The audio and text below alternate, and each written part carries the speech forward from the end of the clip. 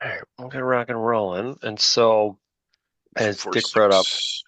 good idea. And so, again, we'll be meeting on Sunday at the CIAC headquarters, as we call it. So it's going to give you Reality Drive or Realty Drive. I keep calling it Reality Drive, Yeah, Realty Drive, right? And the if you're coming from the south, you do see the Cartoon Museum sign, which actually helps you right before that turn. And then to the point of there is a limited amount of parking down here. The entrance is actually here by this, as we can see right here behind this yeah. car, where this concrete sidewalk is. This is actually AstroTurf. We'll be meeting in this main room downstairs.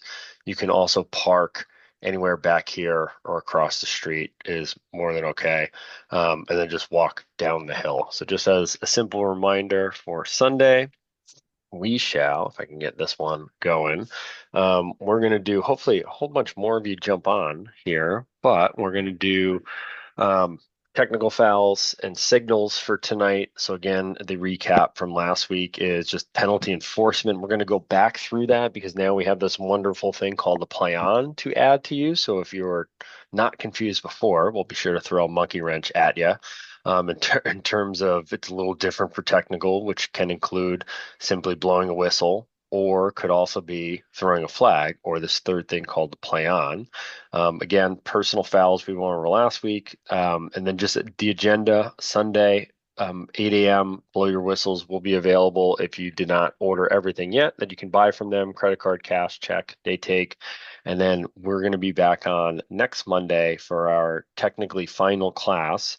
And we're going to do a half a class on any kind of recap or things at the clinic, anything you feel we missed. And then the general membership is going to join us at 8 p.m. and we're going to go through the entire test. And we should be sending out test information tomorrow for you. The 23rd at Cheshire, we'll be having a scrimmage. We'll send out more information for you, exact date, time, where to be, but on the field is the idea. And then the 29th, a lot of you did get assigned jamborees. We will again make that information available of what days and times there are. There's multiple fields. It has always been understood and again, always appreciated by our veteran officials. They let you jump on. Some people have three-person crews, and so you rotate to begin with, but we will always accept more people to jump on any field or day or time just to get your sea legs underneath you. And we always generally start where we do a shadow, so meaning you follow the official and they kind of talk out loud what they're thinking and what they're doing. And then when you get comfortable, we then have you be the runner and kind of talk. And then the a veteran official is behind you, kind of giving you encouragement and guidance and random reference, but I kind of say like driving school. I just saw a CDL video the other day of the same thing where somebody's like literally talking in the passenger seat on exactly what you need to do, right? And that's kind of a really good example. And then when you can eventually spread your wings and fly, we let you go on your own a little bit and just kind of watch you. So a couple different opportunities to get out on the field before your first game. Again, Dave will be releasing the schedule on Sunday, so you'll see exactly what games you have. A decent amount of you have not only JV games, but also some varsity games on your schedule. A little bit later, some of you who have lacrosse or in-depth officiating experience will get games, legitimate games on Saturdays, even that next Saturday in April, because we have shortage of officials and we have a lot of games. Even this 29th, we have about 75 total assignments going out, and we only have about 75 eligible officials to give you an idea. So there is a lot of games to go around, a lot of assignments to go around. So again, we want to, instead of simply throwing you in the fire, we can at least throw you in the medium end of the pool, and we'll be right there next to you on some of these different dates as well. So just different opportunities. Feel free to come to as many as you can. And again, if you're obviously signed, you're going to those, but we want to again give you a chance to get on the field in a training wheel kind of setting where we're there to be able to be leaned on if needed. So with that said, unless anybody's got anything from last week, I'll do a quick pause.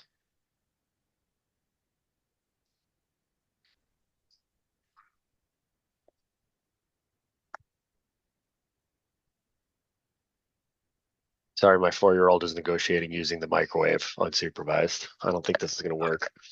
Vernon, do you mind taking this one or Dick? Go ahead, John. Okay. We talked about this a little bit, I think, last time. The responsibility of someone covering the shooter. In this case, it's the trail who's going to be looking for the late hit. It's going to be looking for something other than the ball going into the goal, which the lead has primary responsibility for. And so, what you'll find when you first get out on the field, you may sort of naturally be following the ball when the shooter shoots on goal. And what you have to do is train yourself as the trail to not watch the ball, but to continue to watch the shooter for an extra couple of seconds, because that's when the late hits come in. So that's something that may not be intuitive to you, but you'll get used to doing. Rob? Thank you. That was a perfect 20 seconds that I needed as a buffer. And so again, we're going to go over technical fouls tonight. We're going to go over the signals of those fouls, and again, go over things that are not necessarily technical fouls, but how we call and make hand signals and communicate to our partners. Last year's theme was "Don't forget your keys." So again, when you leave the house, if it's keys, phone, wallet kind of deal, is don't forget the basics that you need leaving the house. And so when we think of these things, we want to try to simplify the definition and also simplify the way we think in terms of advantage, disadvantage. And again, what that means is, has one team gained an unfair advantage, or is one team being unfairly disadvantaged, right? Where if it is a legal hit and they are dislodged, the ball is dislodged from their stick, or if they get legally body checked and they get moved away from the ball and they cannot pick it up, that's not an unfair advantage. But things like holding a player or having too many players or getting, a running start and things of that nature. So again, that idea that we talk about are these are fouls against rules, right? And so they're not always just the rules, but they're technical in nature. And again, for our game, right, things that are in the rule book where, again, we're not saying to not call these things, but you can think of when, a player steps on a line all the way down, nowhere near the play, behind the play, and is technically on the field and is an additional player. There's no advantage gained by that team. It could have been in the substitution. It could have been that the player was a little anxious on stuff, or they're talking to her coach, or same kind of idea. And I don't want to get down the slippery slope of that, but when a coach comes, two or three steps on the field to call a timeout. Right. By rule, they're not allowed to come on the field at all, except for very limited circumstances. But if they come out to get our attention because they want to make sure that we hear them, we're not calling that as a technical foul, right? So again, they're in the rule book. We have to know them. There's going to be that idea of that advantage, disadvantage, as we said. And when they occur, we are not always having penalty minutes served. Unlike personal fouls, we are simply going with either taking away possession or awarding possession. And then if that team does not have possession and their opponents do, then we have no option to take the ball away from them if that defense committed the foul. And therefore, we then need that team to serve. So there's three kind of scenarios, as we said, is that if the offensive team who has the ball uh, commits that technical foul, they simply lose it. If the ball is loose and nobody has it, we award it to the team who was offended, not did the offending. Tough on the English side of things. And then again, if the other team had the ball and the defense commits a technical foul, we throw a flag and the team is time serving for 30 seconds. This is a scenario to go one step further where if, again, we throw a flag on the defense for that technical foul and the offense scores a goal, no harm, no foul, right? As we simply award the goal, we wave off the flag, and then we play 10 on 10 or 3 on 3 for that next face off. So we actually wave the flag off.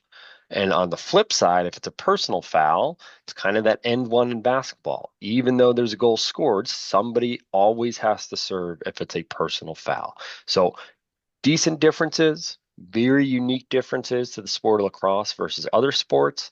But again, kind of makes sense as we get into this. So to kind of give you the larger 10,000 foot view of technical fouls, right? And all of this is within Rule 6. We have three general types of, fouls, and the way US Lacrosse kind of frames them in three different buckets, where we have motion fouls, or fouls that occur not being able to go into certain areas, such as offsides. Again, and we'll explain that. Crease violations, illegal procedure is really a catch-all. We'll explain that. Illegal screens, very similar to basketball, and picks. We have to be, standing and, in a certain frame and things like that. There's illegal contact. Now, again, this obviously is fouls against people, but I again say on the rule side, where you can't push people from behind, you can hold a certain limit, but not in over that extent, right? So again, that's where the rule kind of comes in when I keep referring back to that of you're allowed to hold a little bit with what's called equal pressure, but then we have to judge what is not equal pressure. And same thing is the push from the side or behind, and that gets very tough when somebody gets hit here, right? And things like that. And then game management, as we said, we have smaller ones that are less common to see, but we do see them once in a while. We're stalling or conduct fouls. So as we said, to kind of go back to our chart from last week, and I'll personally, or excuse me, as I read personal, I will go through it a little bit quicker than last week. But again, if we have a loose ball, right, in a personal foul, we blow our whistle and we are still throwing our flag, because since there's no possession, they are not entitled to that flag down, slow whistle scenario. In the event there is a loose ball, and most commonly is a push or a hold that we normally see, and so we actually have this technique called a play on. And the next slide is going to go in that more in depth. But we give the offended team the chance to pick up that ball, as we went over last week too. We give them 1, 2 Mississippi at best. I have never seen in all my officiating career where it goes on for 4, 5, 6, 7, and a lot of good things happen. But we do have a chance of a lot of negative things happen. Somebody's mad that they got hit. They might get up and slug the other player. Now we have personal fouls. They also might start yelling, screaming, or berating you because they don't think you made a call, right? Because they didn't hear play on nice and loud, or an arm up, or they weren't looking at you because they were too busy getting pushed towards the ground and things of that nature. So again, if we kill them a little bit fast, in my opinion, is we usually have better outcomes. But everyone's going to give you a different opinion on that, and that's all right. Again, we come, and at least myself comes from, the college world where it affects our shot clock. So we are taught to be extremely fast on that because it does have shot clock ramifications that matter. So we are a little bit quicker on the trigger versus some high school officials who go a little bit longer. Again, if a team is in possession of the ball and there is a foul by the offense, if it's a personal foul in nature, either by the offensive team or the player with possession of the ball, such as spearing, right? Meaning that they are actually hitting the defensive player with the crown of their helmet and leading with their helmet on contact, it's a penalty. Again, we blow a whistle, then we throw a flag. If it's a technical foul, and again, the most common that we see with the ball, we see illegal picks or interference. Generally happens that usually the player without the ball sets a pick. They're leaning, they're sideways, they stick an arm out, whatever it may be. Tweet, tweet, tweet. We kill the play. We give our signal. Again, we're going to go over and we point in the other direction. And in the last kind of scenarios, again, a team who's not in possession, right, of the ball and commits that technical foul, we have a flag either way, and we play a regular flag down, slow whistle scenario that goes on. So again, within that play on, again, I say keep them short. We are doing full yellow stop signs. So we're saying play on, and we go up. There are two different ways to end this play on. Is I use one and John uses a different one, and other people use one or the other. Is you either, I like just yelling white, white ball, and we go, and everybody knows that the team who has the ball is in white and usually goes. And again, depending on the level of your play, usually if it occurs, the player looks at you for half a second, they see that you're pointing, and everybody's going, and everybody forgets what you had 3 seconds later. The other one, which is what US Lacrosse recommends, but I personally think it's too wordy, is we are saying play on, and then we say the play on is off or the play on is over. I feel that is too wordy for myself, and I am aware that I am the guy that uses 1,000 words and talks way too much for my own good. But I personally feel that does not work for me. So, and doesn't mean that's a bad thing, but that's what other people do. I don't like repeating additional words that are confusing. A play on, play on is off, right? So I just like play on, white ball, nice, firm point, right? Thumb is in and we're out and we're just extending out nice and straight to which way we're going with that. And again, 9 times out of 10, as we said, if we're not in that play on and we're pointing in the direction that the team that has the ball, if it's the team that offended, we are blowing our whistle if they gain possession because we have to award it to the other team. So, in my opinion, right, we are short. We see a push happen, we see an illegal screen or whatever it may be, or a hold, tweet, tweet, tweet, tweet, tweet. Right, or we have play on, and then it's tweet, tweet, tweet, tweet. We might award the ball. Hey, it's white ball. Nope, that was a push, loose. We're going to say push. It is white ball, right? And things of that nature of whoever gets it. So to the same point of we want to go with that team who gets it. And again, it's generally understood if we hear play on and then a team picks it up and we're not blowing a whistle, everybody's good. So in my opinion, the extra words are a little bit unnecessary, but whatever you feel works for you is the correct thing to use. Yeah, Rob, I agree Go ahead. with you on that. I think to say the play on is off, it confuses people. A lot of times it's with goalkeeper interference and it just confuses the kids. I think the way you do it's the way I do it. Just say white ball and then move on. Yep, and we have them down here, right? And the ones I've heard, I kind of consider these two to be one. To be honest with you, play on is off and play on is over, right? It's very wordy. It's similar to what happens sometimes. And again, we'll go through this when we do signals. But again, think of, right, if you had a face-off violation, right? By the rule book and by the manual, you're supposed to, right? If somebody, let's say, jumps early before your whistle, tweet, tweet, tweet, tweet, a legal procedure, we have blue player jumping early before the whistle and after the word set, and therefore it is white ball. That is a lot of stuff, right? And you were a grown adult on this call and you have no idea what I just said. Now imagine, right, a high schooler who's amped up and wants to go, right, and play the game is not listening to that. So tweet, tweet, tweet, tweet, white ball. Easy, white, white, white, right? And we point and it's over and everybody knows we go. And you don't scream at the kid if blue picks it up, but you tell them it's white ball. It's white ball. I do this similar to tell a quick story of my coin. We have a commemorative. We had a brother official pass away, so we have a 4, 5, and sticks on it, right? And sometimes at the end, and this just happened over the weekend, and it is a college game. I say I have 4, 5, and sticks on my coin. Those are your two choices: 4, 5, and sticks. And I present the coin to both players, and I show it to them, and they inevitably go tails, sir. And I go, and I don't say anything. I just go, not a problem. Again, we have 4, 5, or sticks. What is your choice? Right. And so you're not mean about it. You're not doing, but even that, I don't want to confuse that. Well, I said tails and I thought you said it was this, right? Let's just be clear in what we do. It's not mean to repeat stuff. You can repeat it and give people a chance. It is white ball. So when blue picks it up, you just say it again. White ball. Nope, it's not yours. It's white ball. Right. And you can even say it. And again, you can change similar to the way we play sports, right? When you see good athletes, they change speed, they change direction, right? They change the tone of how they're playing. We can do the same as officials. We don't have to scream at a player, it's not your ball. We just, hey, it's not your ball. It's white ball. It's white ball. Get back on D, right? We can do simple things like that, especially the level, right? If it's youth and JV, again, we might coach a little bit, not a lot, but we coach a little bit. Hey, it's not your ball. It's not your ball. You jumped early. Just go back, right? And things like that. And again, when we get to higher levels, we don't do that as much, but then we again get chances once it's a dead ball and it's away from the play. Somebody might ask you what it was, and you can explain it to them. It's okay. We had one the other day. I go, I don't, my coach was yelling at me. I thought it was a good play. What was it? We felt you hit him more in the back than the side. You might have thought you hit him in the side. We got the back. That's why we called it. Make sense?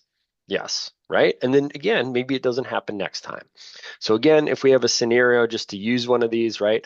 Team B, let's just say they're on defense, commits a loose ball technical foul. So we have two players what we call box out or loose ball scrum. So maybe one player's back is to the other. I'll try to pretend like the player behind me is trying to get the ball, and that player shoves me from behind. As the official, I'm yelling play on because we have a loose ball, right? I'm waiting to see what happens. And let's say A literally lands on top of the ball. So we actually have a second technical foul for withholding over that ball. Tweet, tweet, tweet, tweet, tweet, right? I want to look and make sure the pile that player doesn't get up and sock the other player. And then again, I'm going to go through it. We do use when it's loose, we like to show everybody, we say loose. And we might literally point to the ground. I'm going to try to back up the best I can here for you. And I'm going to say it's a loose ball. We point, just like Dick says, we might point to the ground, like literally with two fingers and point. It's loose. We can use two hands. We can use one. Sometimes, if it's again, depending on where you are in the field, I try to be super big and dramatic. If I am far away on that far side of the field, I'm going loose, I'm going push, I'm going white ball. And it's that dramatic. Nobody on the field can misinterpret what I'm saying. If we go loose, push, blue, pick up the ball. Why didn't you pick up the ball? Right? You don't see it within that frame already. So we can be dramatic on it. John is exceptional in being big signals. And again, it can be loose, it can be push, it can be white ball, or we're going this way and we turn, right? And so again, we give everybody a chance to see what we're saying. And then what it also does is if we are on that far side and I'm on the bench side, coach goes, "What are you talking about?" Coach, you saw him. He is 100% confident that's the correct call. He just gave signals that are better than what your players are doing on the field, right? Like, and again, we don't go that far, but you get my point. That is what do you want from him, right? Is he's right there. He knows exactly what he's doing. He's big. He's confident. I never say the word dramatic, but he's got life to it, right? His everything is spot on. There's no argument in that call because you are 100% in what you need to do. Um, and again, we're awarding that ball. I'm sorry, I didn't click that next slide. And I'm going to also say, again, this point up top, but let's say again, that same scenario, I'm boxing out. I get pushed. Let's say I simply go to a knee or I'm able to catch myself. The ball squirts out and I pick it up. Same thing, play on. I like to the other side, what I do make longer is my play on, the actual words. My play on is 1 to 2 seconds. So when I say play on, it's not play on, oh, tweet, tweet, tweet. It's play on white. And now all of a sudden, as simple as that seems, I just made that whole sequence 3 seconds. So I gave everybody a chance. Play on, tweet, tweet, tweet, tweet, tweet. He didn't pick up the ball, right? So I can still be quick on my whistle, but I'm not so quick that I don't let that team still keep that advantage if they have it. So little tips and tricks like that, similar to blowing our whistle in a long, right, the same amount of time that our arm goes around, we can also extend or play on, white ball, right? Nice and clean. Also, you will find yourself, this is the last pro tip. I use this every day of my entire reffing career. So if you're taking notes, please take some kind of note on this one. I use it all the time. I am also self-professed. I do way too many games for my own good. So a lot of times I get to a field and I still don't know where I am in life because I'm always going places.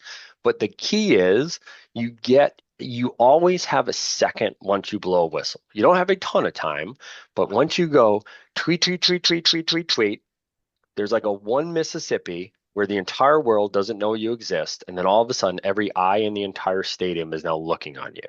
And you can take that 1 second, which seems very short, but it's kind of like every time you did something weird in public speaking or you said something weird, and you're kind of like, oh man, I'm up here for forever.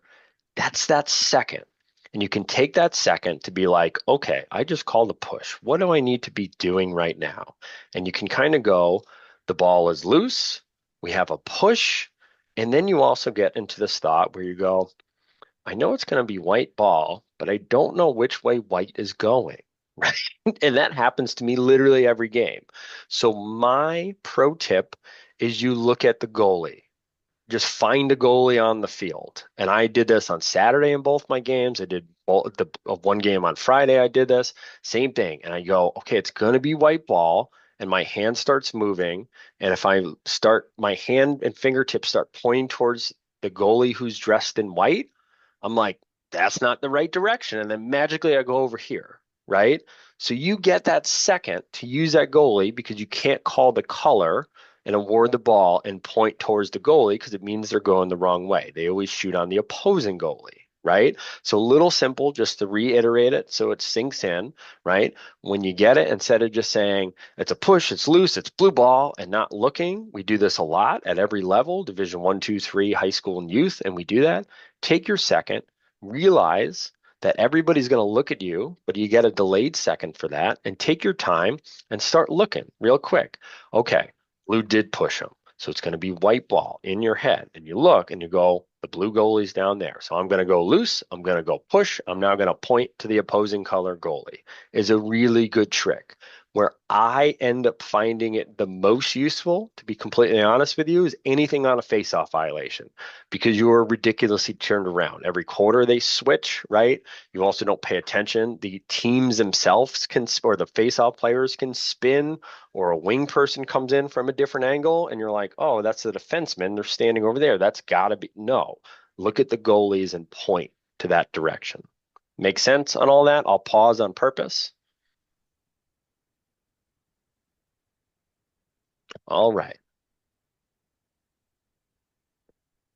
So this is a play on video. Excellent. So we see a push in that yellow. We have play on. Green ball. So one more time. The ball is loose. The white player pushes the green player. The ball squirts out a little bit. Play on. Green. A little longer than I'd liked, but again, he tries to make the first scoop. He doesn't make it. He makes the second scoop. There's no disadvantage for allowing him to get it. What we also get is this play can continue. The game can continue going. The momentum that green has, for good or for bad, continues. And that's what we want. There's no massive advantage, disadvantage. If that ball lands under that player, as we said, and they can't pick it up, we'll blow it. We then give them possession of the ball. And where do we make, so if this green player who got pushed is the one who's going to pick up the ball, where would we restart the ball?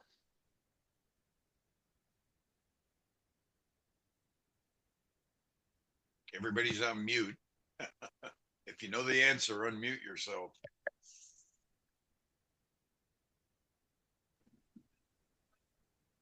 Bueller.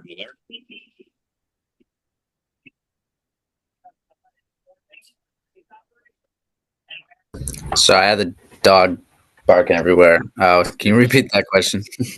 Where would, so if green player in yellow was awarded the ball on that play on, where do we restart the ball? In the alley. Yep. So we're going to go laterally outside, right? So they can go anywhere in this area as long as they're outside of this attack area, which I'm just going to call black for sake of argument, right? Anywhere outside that initial attack area, so that alley's good, right? We generally want them there. If that player picks it up and ends up in the corner over here, I usually don't fight it, right? If the players kind of go into a spot and the same thing, or they readjust their elbow pads and they kind of walk out a little bit outside of, the 18-yard line, as long as they're not directly in front of the net, I think we're good, if that makes sense. Good on that. All right, so our motion fouls, again, we'll go through fairly quickly on some of these since we've gone over a few times. This is Pete Weaver, by the way, who's actually one of our Western board guys, are actually now part of our CLOA at this point as well. So that's him in his wonderful white shorts dating back at least 10 years, as when we used to wear white shorts at this point. So you might see him on the field since he's part of our organization. But again, a crease violation is what we call a line call, right? And so the idea of the line call is simple, is that you cannot touch the crease line nor go past that line, right? There's not always an advantage, meaning that if a player shoots the ball, right? And so a couple different ideas, that the player shoots the ball and then walks through the crease, as we simply are killing it right there because the ball is still loose, and we go. We also have scenarios where The goalie then makes the save. The player then carries into the crease or lands in the crease. If the goalie's got a clean save, we're going to go a play on, right? As we don't have to kill that advantage where that goalie wants to clear it. And again, thinking numbers wise, if that player is in the crease, they are not on a ride, right? Which is kind of nice. So the goalie might have an open player to then hit on the clear, and that's what they'd like to do. What is that? Can use play on if no goal is scored? Yeah. So again, if it's a goal scored, right? And again, just remember that we cannot have a goal scored if a player is in the crease, even if they were illegally put in there by a defenseman, right? And so the idea is super simple. A player's on the crease, and let's say a defenseman cross checks them in and they land in the crease and their teammate shoots the ball into the net and that player is in and didn't want to be in there, but is now in there, we still have no goal. Think of it simply as it's a safety issue because somebody's at the goalie's feet is a good way to kind of understand that. Good on those? Rob, you might want to just amplify the fact that once the ball crosses the plane, then the attacking player can run through the crease. Correct. Can walk through or run through. Again, a good way to kind of that brain key and brain flow chart, right? Is since this is a technical foul in nature, once we have a dead ball foul, we generally, and I don't say always because that's a bad way of framing this, right? Is we generally do not have any technical fouls except for conduct fouls that occur. So think of if the ball goes out of bounds, another player can't hold another player or go off sides in that time being. We could have previous fouls that we didn't get to adjudicate yet, like an offsides, and we're going to get to that, right? But the same idea, if the ball is out of bounds and an attackman comes by and touches the crease line, it's not an issue, right? Because we're not in live play. So again, to that point, we then think of if the goal gets scored and that attack player walks or runs through the crease on their follow through, we're good. They cannot dive or jump and land even after the ball is there. Super good point on that. Hey, Dick, your audio's a little bit weak. You might want to adjust where your microphone is. That's because I didn't have the boom down by my mouth. There you go. You're good now. We got all the bass going on now. Perfect. So now we'll show you what this looks like. I think the next one's a field diagram, but again, offsides, as we said, is not always an advantage. When it's not an advantage is when a extra player sneaks on behind the play, right? So when we watch the game and it's settled offense, if that player steps a half a step or on the line behind everything, and is 50 yards away from the ball, we do not consider that an advantage, right? It's not I gotcha. It happens a ton, right? Players are juiced up. They run on the field. The coach says no, or the coach says yes, and the player runs on and they go, whoops, and they come right in. We even had the scenario, again, higher level, collegiate, nationally ranked team on Saturday. Literally, they will give themselves up. Sure enough, I was the trail official and I came right next to them. And then sure enough, the attackman goes, and I'll be PG in my explanation, goes, shucks, nobody stayed back from me. We were definitely offside. And I looked at him and he made full eye contact and I saw the fear and all of his soul evade his body very quickly. And I said, well, I guess it's time to count. And I said 2, 4, 6, and that kid made 7, and I 100% had him in that zone and flag down, right? And the kid goes, then he goes, how did you know? I have no idea. I'm just that good, right? And they give themselves up, right? And they always do that. So again, we had term words for it of like, we used to yell cookies if you were supposed to close your mouth politely, right? And that was it because we knew we were going to get away with one and it happened. So again, it must be called when it's a line violation and it's an advantage, as we said. So if somebody's chasing the ball and steps into the wrong zone, we're not good in that zone, meaning the midfield line or past that. They can jump out of bounds or jump through the sub area and be okay. And again, it's 7 players in the offensive half. And again, if they're in the offensive half, that means the offensive team has the ball. And when we have a technical foul, we simply blow the whistle and we award the ball to the other team. And that's it. And so we don't then penalize them when the other team picks up the ball. We allow them a chance to get back onside and we're good. On the flip side of that, we need 8 players, right? 8 players on defense. My brain just forgot the exact amount, but 8 players on defense, right? I always again count 7. I don't include the goalie in my counts. That's just the way I do it because again, I already have a method that my brain understands of 7 on offense, 7 on defense, not counting the goalie. I'll count the goalie last when we count. And so to that point, if you have too many on the defensive end, that means the other team has the ball, and now I need to throw a flag, right? And have my regular flag down, slow whistle. So again, to that point, how on earth do we catch this? We're going to go over this in the clinic a bit, even with the veterans, because they asked for it. It is tough as a 2-person crew.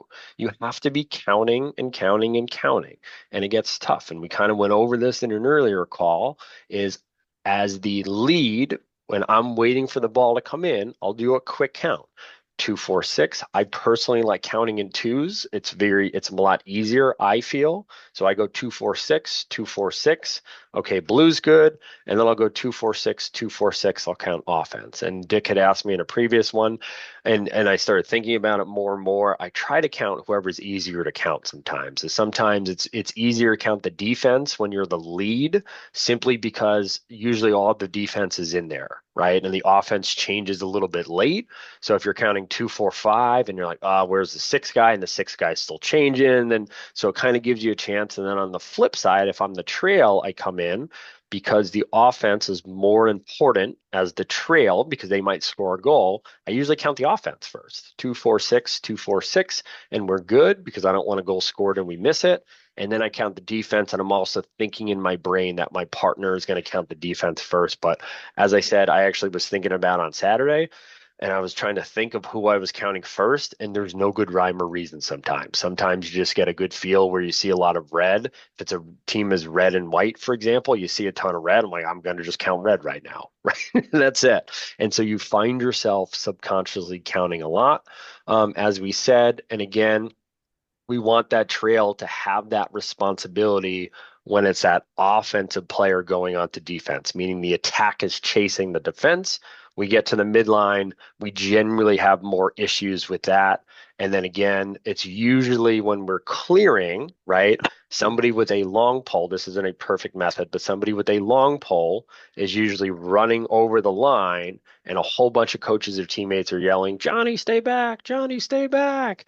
And how they signify that, this is a good little pro tip too, is you usually see one short stick player will raise their stick. Somewhere in our brains, that's what we came up with, and that's what has been taught for centuries, I think at this point, is that some player stands on the midline and holds their stick up for the referee to be able to count and say, hey, I'm the guy staying back, right? It doesn't always work, right? But again, it gives you an idea of what you're looking for, as we said.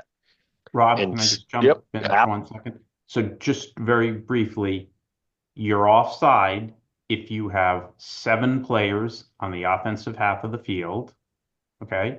And you are offside if you have 8 players on your defensive half of the field, and any players on your team that are serving penalties time, they are counted as players in your count on both sides of the field. So they would count if your team has the ball, they count as a player in the offensive half. They also would count if you ended up going the other way as an extra player in the defensive half. So players in the penalty box, you add that player to your count on both sides of the field. Okay?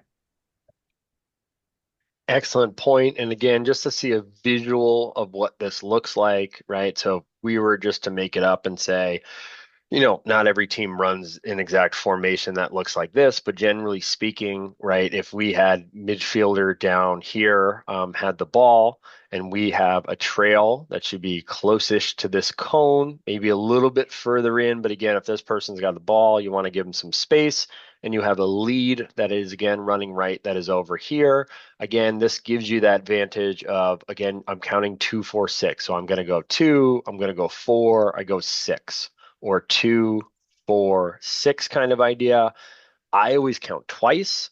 I count a third time if I think it is wrong, if that makes sense. So it's kind of a good system to have in your head.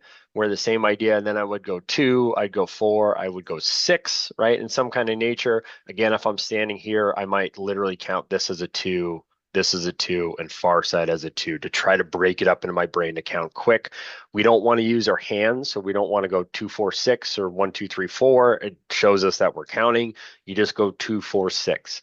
The number one thing that a coach will yell is, they're offside, they're offside, they're offside, that's seven. They're going to scream. And so the number one way to get them that I have found in all my years to get them to stop yelling, because counting is hard, no matter who you are and what grade level you read at and do math at, counting is tough when kids are running and not everybody has perfect jerseys and everything else. I just say, Coach, I'm counting. And that usually gets them to stop talking because I am counting, right? And so sometimes if they keep going, I'm a little bit more mean, Coach, if you keep talking, I'll never finish my count. And that's it. And you get them to stop so you can concentrate for the 8 seconds because we do want to count a second or a third time to get it right. Because remember, if we blow a whistle and they do only have 6 guys, we kill all their momentum. Or if we throw a flag, then again, we have a different scenario where we have an inadvertent flag. We don't want to penalize teams if we don't have to. So give it an extra second on that. Again, you will also eventually get trained where, as we said, and I use this example from one of the games earlier this year, we had an offside and an overtime, and essentially it was simply red flags. We had a scenario where the play, I'll just say, is going this way. We have a third man in college, so I was on the pylon, and I saw 2 players right next to me run back to the line. I'm like, you never see 2 players go. And so I counted 2 and then I quickly counted 2, 4, 5. And I said, uh-oh, 2 plus 5 doesn't equal 6, right? And I said, that's an offside. And before I knew it, I literally blew a whistle. I gave an offside and I pointed. And then you start replaying it in your brain. And you go, did you really just have 7? And I'm like, I had 2 and 5. I had 2 and 5, right? But again, you got to remember, even on the video, this entire play lasted 2.5 seconds. And I'm not kidding, right? That's how much time you have. So you have to get to a point, and you will get to a point that you will just trust your instincts. You see something wonky, your brain just commits it to memory, and then you can do your count. And then the next thing you know, all of your muscles take over. And I'm doing this and a chicken dance and a pointing and blowing a whistle, and I'm good. And the same thing. And my partner said, man, you look super confident in that. And I go, I'm like 87%, maybe 92, right? And again, that's not 100, but that's what you have to rely on. And again, it's overtime. I don't want to blow that call ever because that's awful. And on the flip side, if they were offside, I got to get it right. It's overtime. Right. So again, you will get in scenarios like that where you will trust your gut. And that is more than okay. Your gut is right almost 100 out of 100 times. And I purposely don't even give the other number. So we'll watch an offside here.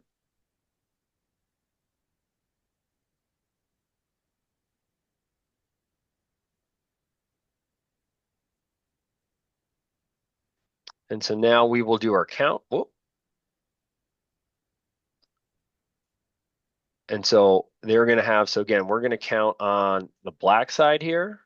They'll eventually get into their spots, right? So again, they like counting it back. Whoop, oh goodness, go back for me, please. Let's do this correctly. Okay, so I want to go here. So again, it's tough to see, but as the lead, you can be counting, as we said, either one. So you can already try to count white the best you can. And sometimes everybody's a little different. I don't like counting early because I get confused, to be honest with you, because people are changing a lot. So it's tough to see guys. Some guys like saying, okay, I'm +1 and a -1. And it just doesn't work for me. So I like sometimes counting, right? If I see 3 defensemen, I might see 2 midfielders up top. And if I see 1 kid chasing the ball, I go, okay, that's 6. But again, the scenario here is if I'm this lead, I'm probably counting 2, 4, 6 on white. As I said, this is where it gets confusing because this player's jersey has white and black. And I'm not trying to be overly dramatic when I say this, but when you're looking real quick for white jerseys or white jerseys with black helmets versus black jerseys with white trim with black, right? It gets really confusing really quickly. And so again, now that I come down as the trail, I'm counting 2, I'm counting 4, I'm counting 6, well, I counted too many. So again, I'm going 2, 4, 6, 7. That's not good. And again, the idea would be, right? The idea that if you're coming, this is actually 3-man, so this guy should be counting, just glancing over. You have a goalie, you have 3 players, right? And if this is your third player, that's sometimes easiest. Again, we always count forward, meaning the offensive side of the ball, and we don't look behind us. But again, in this scenario of a 3-man, you have the benefit of a guy behind saying, okay, goalie plus 1 defenseman is going to be over here, a second defenseman. This is now the third person who's supposed to stay on side. And so now if I run them over, I would actually, just to go back one more time, I would actually call this late on purpose because even though this player is clearly offsides, I would now count my second and third time as quickly as I can without rushing it. Because again, I don't want to kill this fast break, but I want to get it right. And if push comes to shove and Black scores a goal, and this has happened before, Black puts the ball in the net, I can come racing down, tweet, tweet, tweet, tweet, tweet, tweet, tweet. No, we have an offside. And again, even this year, we had a scenario where sure enough that happened, where this player was offsides, stopped, came back on sides, ran off the field. And this trail official watched the whole thing, and I'm going to try to recreate their face. And I feel like they even did one of these at some point, right? At least in their brain, and said, that doesn't look so good. The ball goes in the net. We gave the goal symbol. The lead went up to go do the face off. And then you hear tweet, tweet, tweet, tweet, tweet. We did, in fact, have 7. It is no goal. We're going that way. And we restart the ball wherever we blew the whistle, wherever the ball was. So again, you can be late on this call. You don't want to be super late if you can prevent it, but sometimes you have to be because it gets confusing. We'll watch one more offside. You're better off being late and getting the call right than not calling it late because you're embarrassed and having it be wrong. So we'll watch. I agree on that. And so same idea. This can be subtle, right? And this can be quick. And this is tough to see sometimes. And we miss it. So again, in a scenario, now it's tough to see the greater context, but these 3 players are attack players that have to stay on this side of the field, right? They're trying to dislodge the ball, or what we call ride, on 32. Red steps over the line, which now makes 7 plus a goalie, or 8 on defense, and he comes back. And so again, do we decide advantage, disadvantage? We have a disadvantaged white team because they are now not able to clear the ball freely because this player is playing over that boundary line, as simple as that is. Now, again, I'll give the example of if a substitute comes in behind the play and takes a step after this player is all the way down here, we kind of shoo them back, right? It's behind the play. We don't have that advantage. But since this is within the scrimmage area, it's a clear advantage, disadvantage. Questions on offsides before we go forward?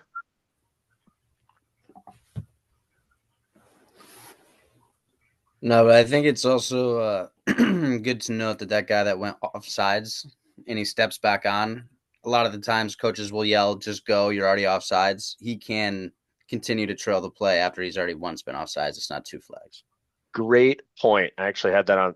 We had on Saturday 3 different times. But only him. Good. If 44, Right. if 44 goes over, now you have 2 flags. Right. Correct. Is one player cannot be called offsides 2 times Twice, in right. the same sequence, right? Yeah. And so that's how the book actually reads it, because I just read it the other day because we had it, right? And so number 10, once he is offsides and we have now penalized him and thrown a flag, in that flag down scenario, number 10 cannot gain a second offsides foul. So he can stay offsides if he wants. As Tom brilliantly pointed out, good coaching will tell that player, since we're already getting a penalty, go down and play defense. We'll use that extra guy to play defense, right? It's not where are you getting a penalty? It's fine. And if they score, they score, and it doesn't matter. To Dick's point, he is correct. If 10 goes back onside, again, it is a offside against the particular player, not the team.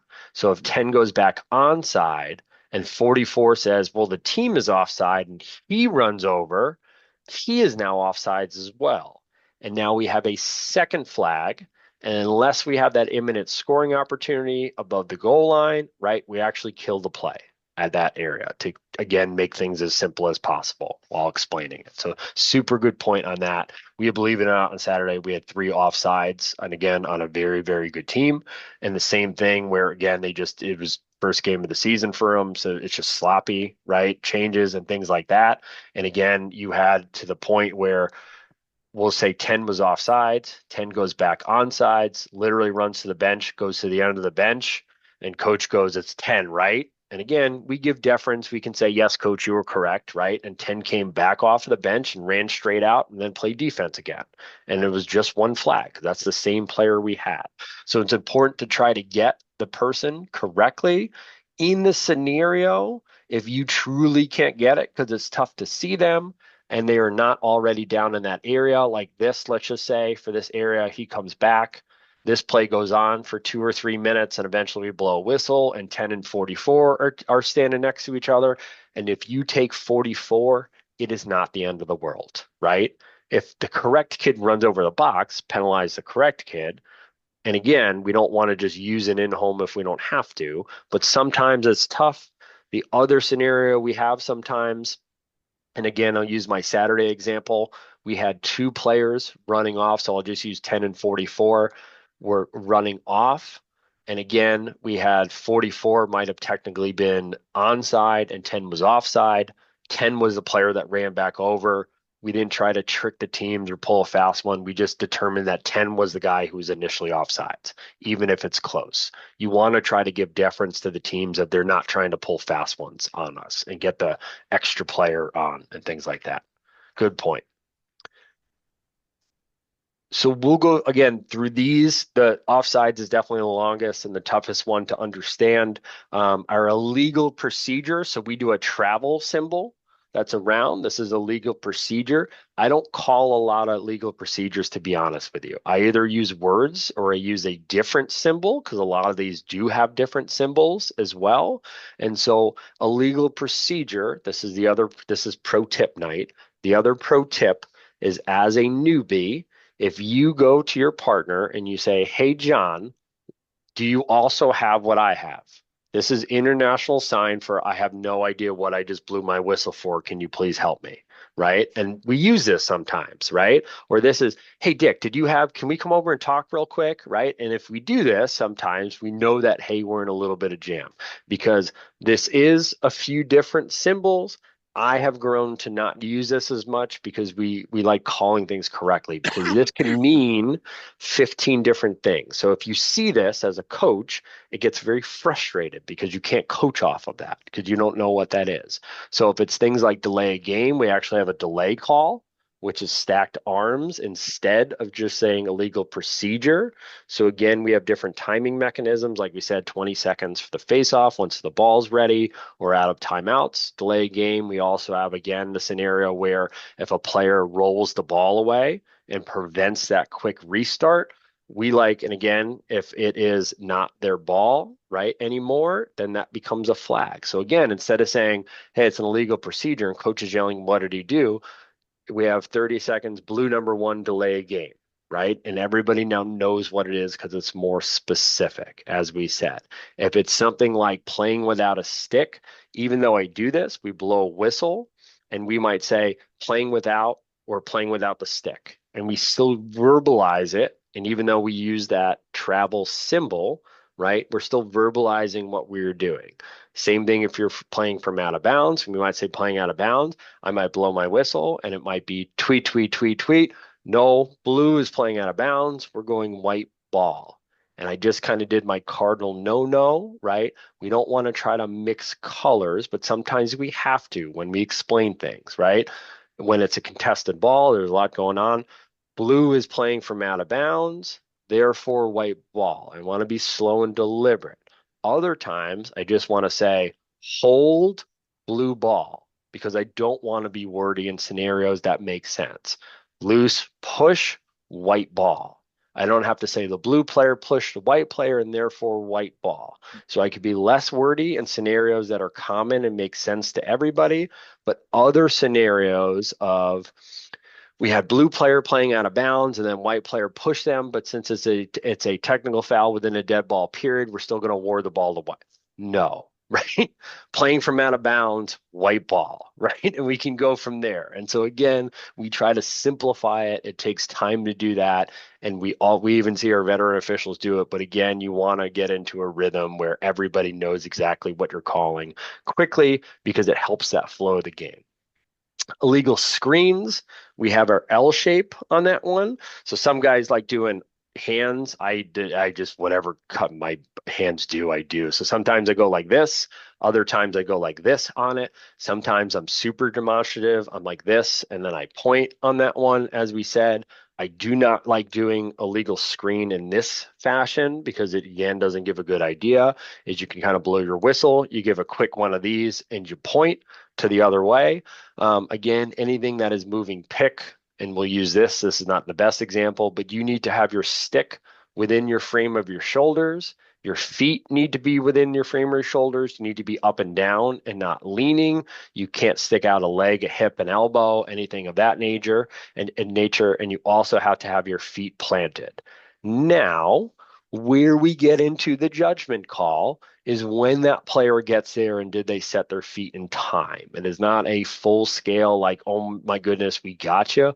What is the advantage? Let's say in this scenario, if this player just got here and this defenseman went around them and there was no advantage to that, we're probably not calling it. In the flip side of that, let's say if this player is still moving and white player stumbles or gets caught up with that player, we're now calling it because now they are disadvantaged by that illegal screen that occurs. The pick can also be backwards. They don't have to be facing the player at all. Generally, the stick is up against their chest, can also be low as long as it's within their frame, can be a little sideways, can be a little bit this way as long as it's within that frame of that shoulders, can't be out. These are what's also called box picks. So in the box game, very infamous, they stick their stick out sideways and they're grabbing the hip of that that passing defenseman with that. So sometimes you see that as well, depending on the player. Again, most of these happen on ball. They can also happen off ball as well, depending on the level of team. If they're running an off ball pick, most of the times it's very similar to basketball. It's your pick and roll or your pick and slip from up top is what we're seeing, is that this player is dodging from up top and you're trying to get that pick and roll or pick and slip as an idea. Here's an example. That seems loud, so I'm going to lower it. You immediately hear the coach yell, "It was not moving." We didn't see anything, Rob. Oh, we'll go one more time. So he actually leans. He's not. He Wait, is moving. See, on my screen, I'm just seeing the stationary. There we go. Yep. Love that the coach just yells, "It was not moving." If we watch again, we'll watch it a couple times. He's leaning forward, and that's what draws the contact. We do need contact for an illegal screen. Yes.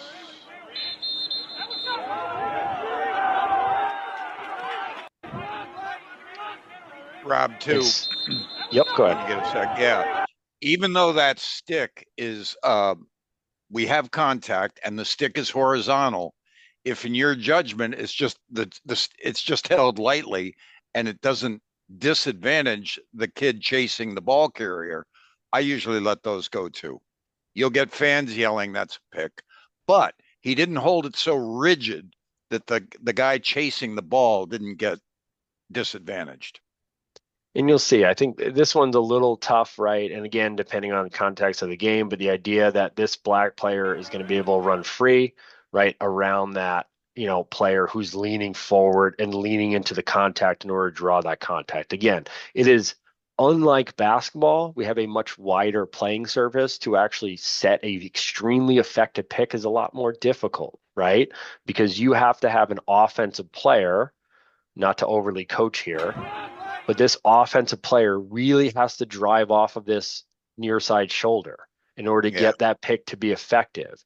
If this player comes out 2 yards, this defenseman gets to go right around or go underneath. And so to that point, now that he drew contact, right, that's the actual issue. This player was going to go over the top and miss that pick because that offensive player is not driving into that shoulder. They left enough of a gap, as I said, that defenseman can sneak through and still play. So again, to defend the official, they lean forward, and that's what creates that contact to get that pick, if that makes sense. So it seems very minute in this scenario, but again, let's say in the context of the game, let's say this is overtime, right? And if this player blows past him and scores a goal, not a happy camper. And again, the coach is going to see that he's got his feet set. He's got to stick within the frame. He's not necessarily watching that rocking back and forth to draw that contact. So tough to see, like we said in a small video. We get in the possession stuff. Again, I think this is the easier stuff, even for newbies to understand. You can't hold people and you can't push them from behind. That's essentially all the stuff we call every time, right? Holds, I think, are simple. Anything around the neck area, we call hold. Anything when you're lifting an arm with any kind of pressure going aside, we have a hold. Anytime you're using stick on body, we're seeing a hold. We often don't, if it's stick on stick, it is very tough to call hold, as we say. Stick on stick is very tough, in my opinion, in order to do that. But if we see them get into the cuffs, right, and into the gloves and into the elbow pads, and you're seeing that stick go upwards like that, is where you're seeing most of your holds. If a player is on the ground and they touch them, we might call that a hold as well. And then again, the idea of, level of play of a player who goes in and tries to make a check, who's a youth, right, and kind of touches them, and the player kind of like goes back a little bit, but doesn't understand how to run through that. We're not saying the onus is on the offensive player, but that's a different threshold, right? Where he's not intentionally doing it. If he is, again, like this, gaining leverage to pull this player back from where they are going, think of, again, advantage, disadvantage. And again, we go back to the idea of once a player goes into that blender area, just to use this last video, if they are in tight here, and there's 3 or 4 players going after them, I guarantee there's probably going to be a hold someplace. It's a very tight area. Again, the idea of they're driving into the paint, the fact that they're not going to make any contact with that driving player into the paint in basketball, never going to happen. Same thing in lacrosse. The chance of them landing every check perfectly or nothing being a hold or a push or things like that. Again, we're not saying we don't call anything in there, but again, the offensive player is having the onus to go into an area where there is a lot of contact and congestion. So we have to understand where they're going and who put themselves where. And again, what options do the defensive have? The defense elbows them in the head, we have a clear penalty. The defense tries to hit them or use their stick to hold them up a bit, we probably have nothing. And again, I use the term, one of our brother officials uses the term blender because you're going through it, right? And it's tough to get out of there unscathed is a good way of talking about it. In this clip, White has the ball and he is dodging to the goal when he is held by the red long stick defender Great around flag the net. toss.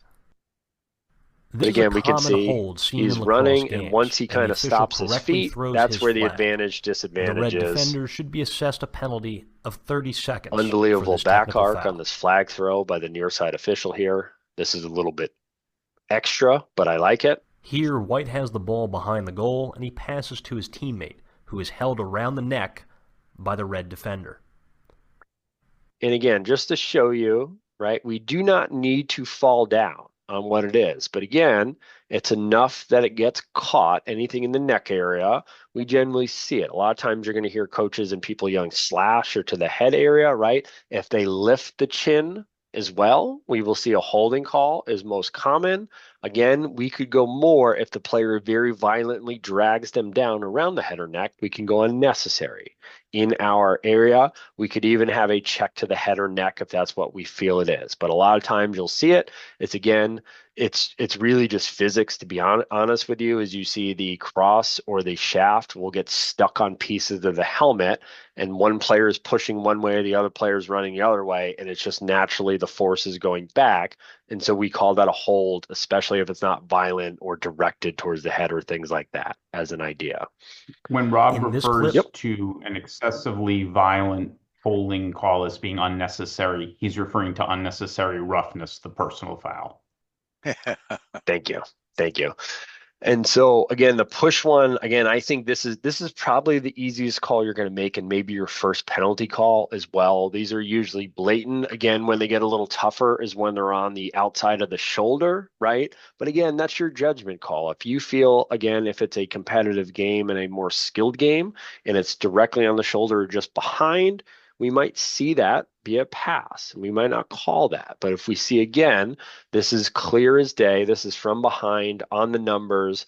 We can see the first hand is on a number and the second hand is either off the cross or also hit on the side of the number. So I would say at least half of a number is a push call for me, right? And again, is that player falling down? They don't have to fall down. But again, if they go to pick it up, it's most common on a loose ball. They go to pick it up, they fall over, or again, in those scrums where you see somebody come from behind or come into the pile and try to blow the pile up and things like that. Again, we could go to unnecessary roughness if we feel it's that level of unnecessary or violent, but a lot of the times, right, we see it where two people are running after it, that contact comes from behind, the ball goes down, we blow the whistle, we have a loose, we have a push, we're going that way, as we said.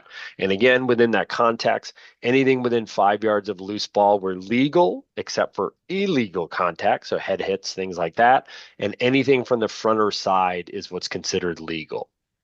At the lower levels, you'll sometimes see a player push with one hand off the stick. So you want to watch for that. So we'll just watch one of these videos real quick. The player stops. We're good. The first hit is good. Pushes him right from behind. He lands 17 feet away. Even he's like, what's the call? It's a push, man. You're okay. But the first one, just to go back, not to try to overly do this, but to go back to this first one on the side. Very good hit, loose ball. And they're going to bring it back one more time on me. We're good. Maybe it won't do it for me. I broke it, so we're not going to see it again. My apologies. But again, that clear push from behind right on the numbers, player goes flying. Disadvantage on that.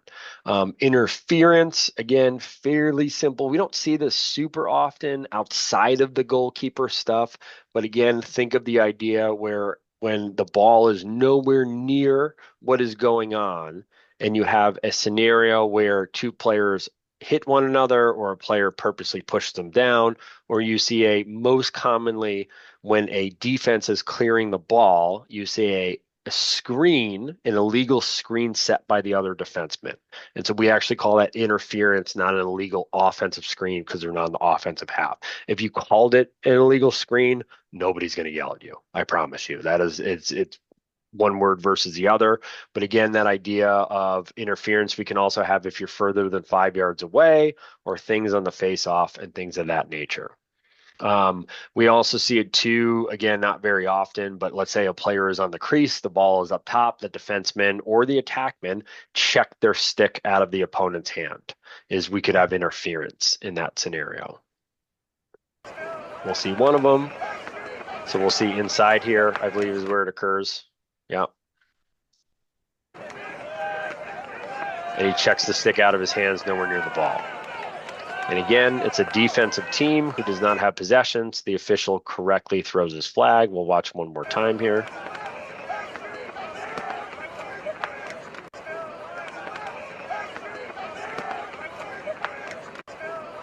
This does not like me right now. That is okay. We'll watch this next one.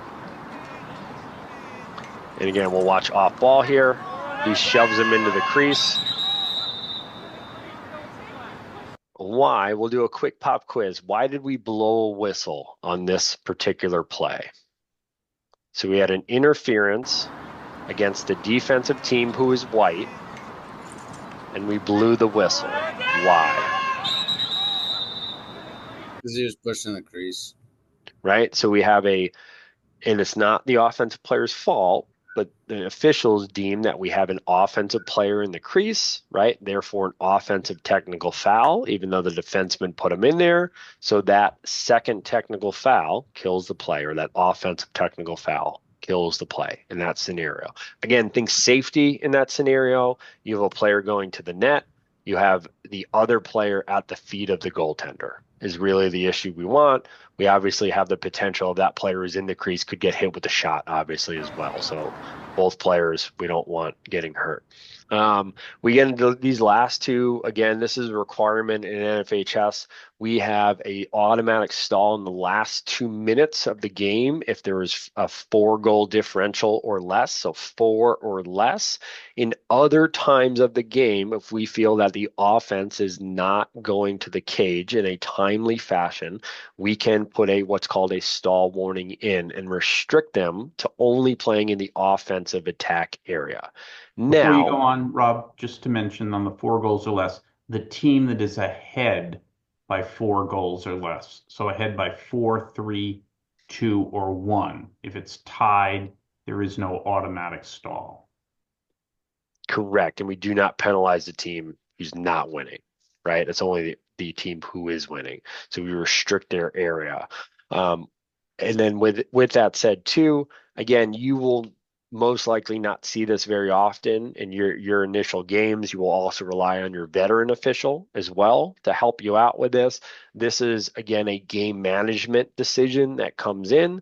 There are some teams, even here in Connecticut, who play the easiest way to explain it is the Princeton Four Corners method of spread it out, kill a lot of time, limit the amount of possessions in a game, really take the air out of the ball. The spirit of the game is to be played a little bit fast and to moving. That's why you see shot clocks in. So they want a shot every 80 seconds at the very minimum.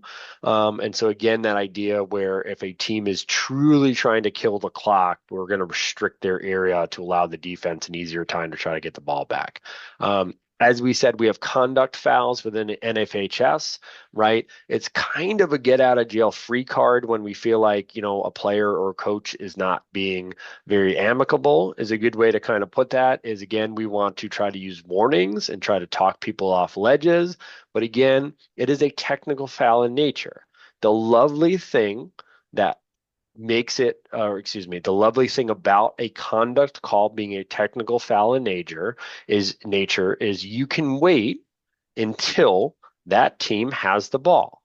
And when that team then makes again, I don't want to use words in the book like disparaging, but makes a comment or waves. We had a scenario we'll use in the clinic where somebody points around and goes, no, no, no, because they beat them and stuff like that. If that team has the ball, we can go tweet, conduct foul, it's white ball.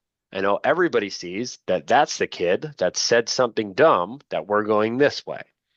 Also understand the pro tip on the backside of this, and it has never been anything different in my entire experience. And I have only had it when I'm only on the far side of the field, I feel like. But immediately the coach goes, "You have to tell me what he said."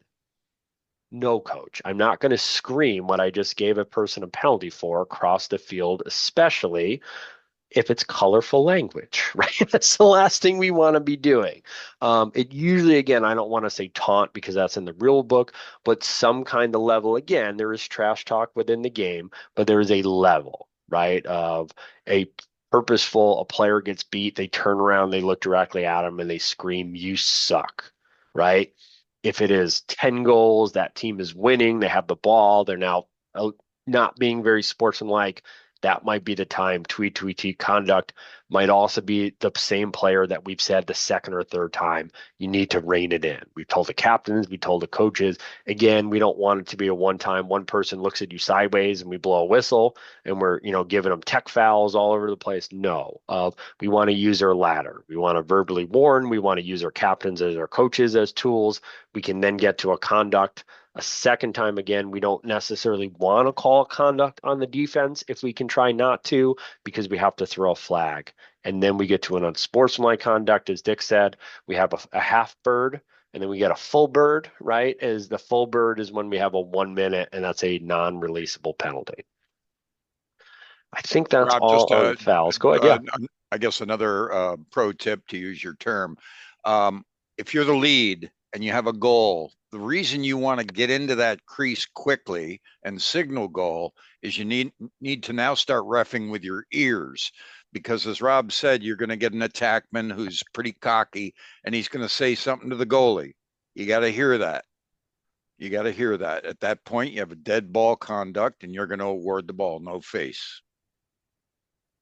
Absolutely. That's a very good time to do it either way, right? Is it where you can get the defense. And again, we're not trying to trap people, right? But if you have a super hothead defenseman, it's really tough to get him to chirp somebody when his team has the ball 80 yards down the field, right? And again, not saying we're just teaching lessons, but if he's really at that level where we got to turn the ball over, this is that scenario, as we said, which again, right? And again, it's not always a joke. I love that U.S. lacrosse puts us into. That's like the best ever, Yeah. like standard ref joke of, oh, you got like 17 missed calls all day, right? But if it becomes derogatory, we have to know where to go with it, right? If it is super personal in nature, can easily be a 1 minute. If it's something super directed, like your partner is sucked all day and this is the worst game I've seen and this is bullshit, that's an easy conduct. Again, you might go more because I purposely added bullshit at the end, but that might be that 1 minute that throws you over. If it's none of it, right? And again, there is zero place for anything sexist, racist, misogynist, transist, whatever is at this point in our game. If it is anything in that nature, you are fully within your rights. And I have done this even myself of it becomes a 3 minute, maybe an ejection foul on the spot if it is that. And we are serious with that. If that occurs, that is a phone call to Dave as soon as you get off the field. And that is reported on that. And then it goes out of your hands and it gets reported not only to the CIAC, but also the AD and the school, and they will handle it on their own that way.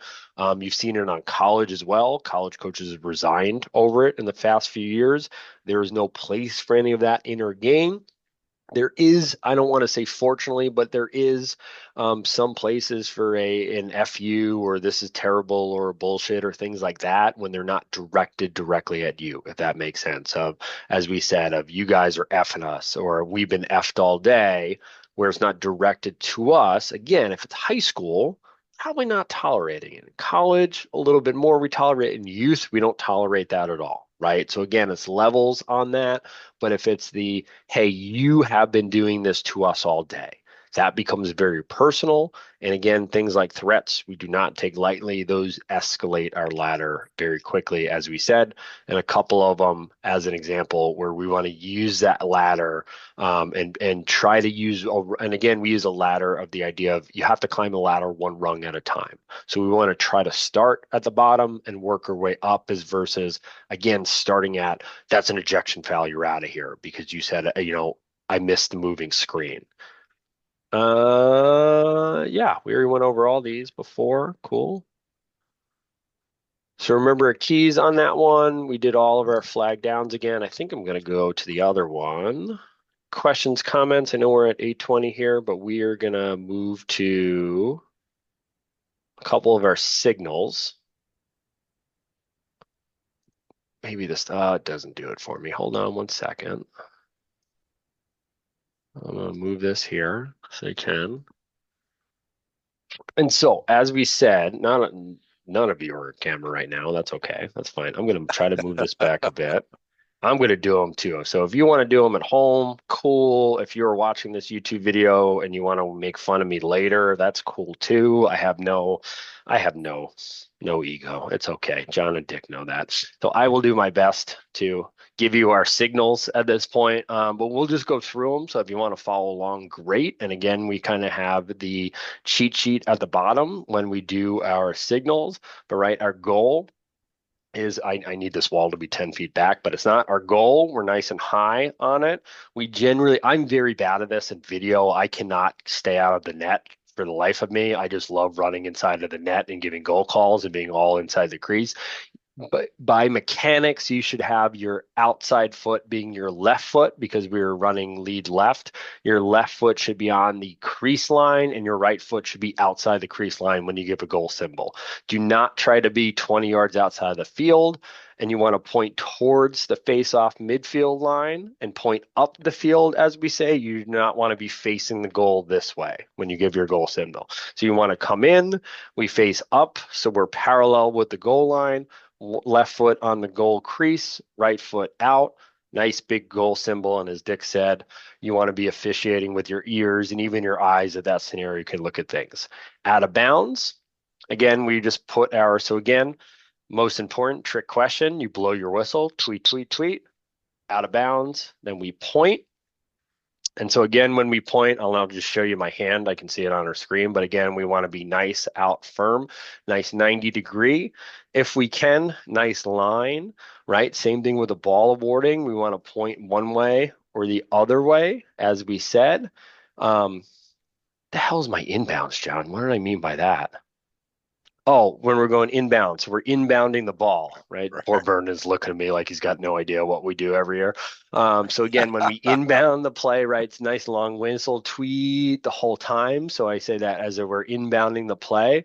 Field ready for play. Again, this one I think is really important that a lot of newbies miss, right? So again, we have our stop sign when something goes wonky. So we had a scenario, same thing, the shot clock reset to something weird during, a man up.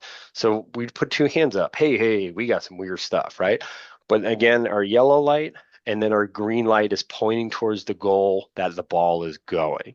On a face-off, we point to the goal that we're going to cover. So it's always going to be your left arm because we're going to lead left. So it's a little bit different sometimes where we point to right. Hey, we're good. So if I'm the trail and we're going in this way and this is offense, I'm going to point to my right. But now as the wing official, I actually point to my left because I'm going to cover that goal. And so my partner knows we're ready. So again, we're stopped. We're waiting for people to change. And then we're pointing to the left as we're good. Team timeout is the same timeout in every sport. We do a nice wave over our head, and then we point to the benches, as we said. Be a little extra on this, and what I mean by extra is you don't need to do cartwheels and somersaults, but you do need to sometimes do this 3 or 4 times because you blow your whistle, right? Tweet, tweet, tweet, tweet, tweet. The ball is by the sideline, let's say. Somebody goes out of bounds. We have a kid falling down, right? A couple extra of these shows your partner and everybody else that we do have a timeout, right? We don't want to just go tweet, tweet, and then we have 6 kids on the ground and everybody huddling around us. So if we do this a whole bunch of times, we had that scenario too. Player literally caught the ball, spun out of bounds. The ball went flying 80 yards out of bounds, right? And we deemed that he had it. Coach called timeout. And again, you just see the ball flying on the far side and all the fans are yelling, the ball. Tweet, tweet, tweet, tweet, tweet, tweet, tweet. We come running in and we're pointing timeout blue, timeout blue. Nice and emphatic on how we do it. An injury timeout, we usually just give one big one, and then we touch our shoulders on it. Again, if somebody is writhing in pain, we don't want to be extra, right? It's a timeout, trainer. No, a timeout, injury, trainer, come out, kind of that. And nice and simple. Again, there's no guideline on what we do in an injury timeout. You can get together with your partner on it.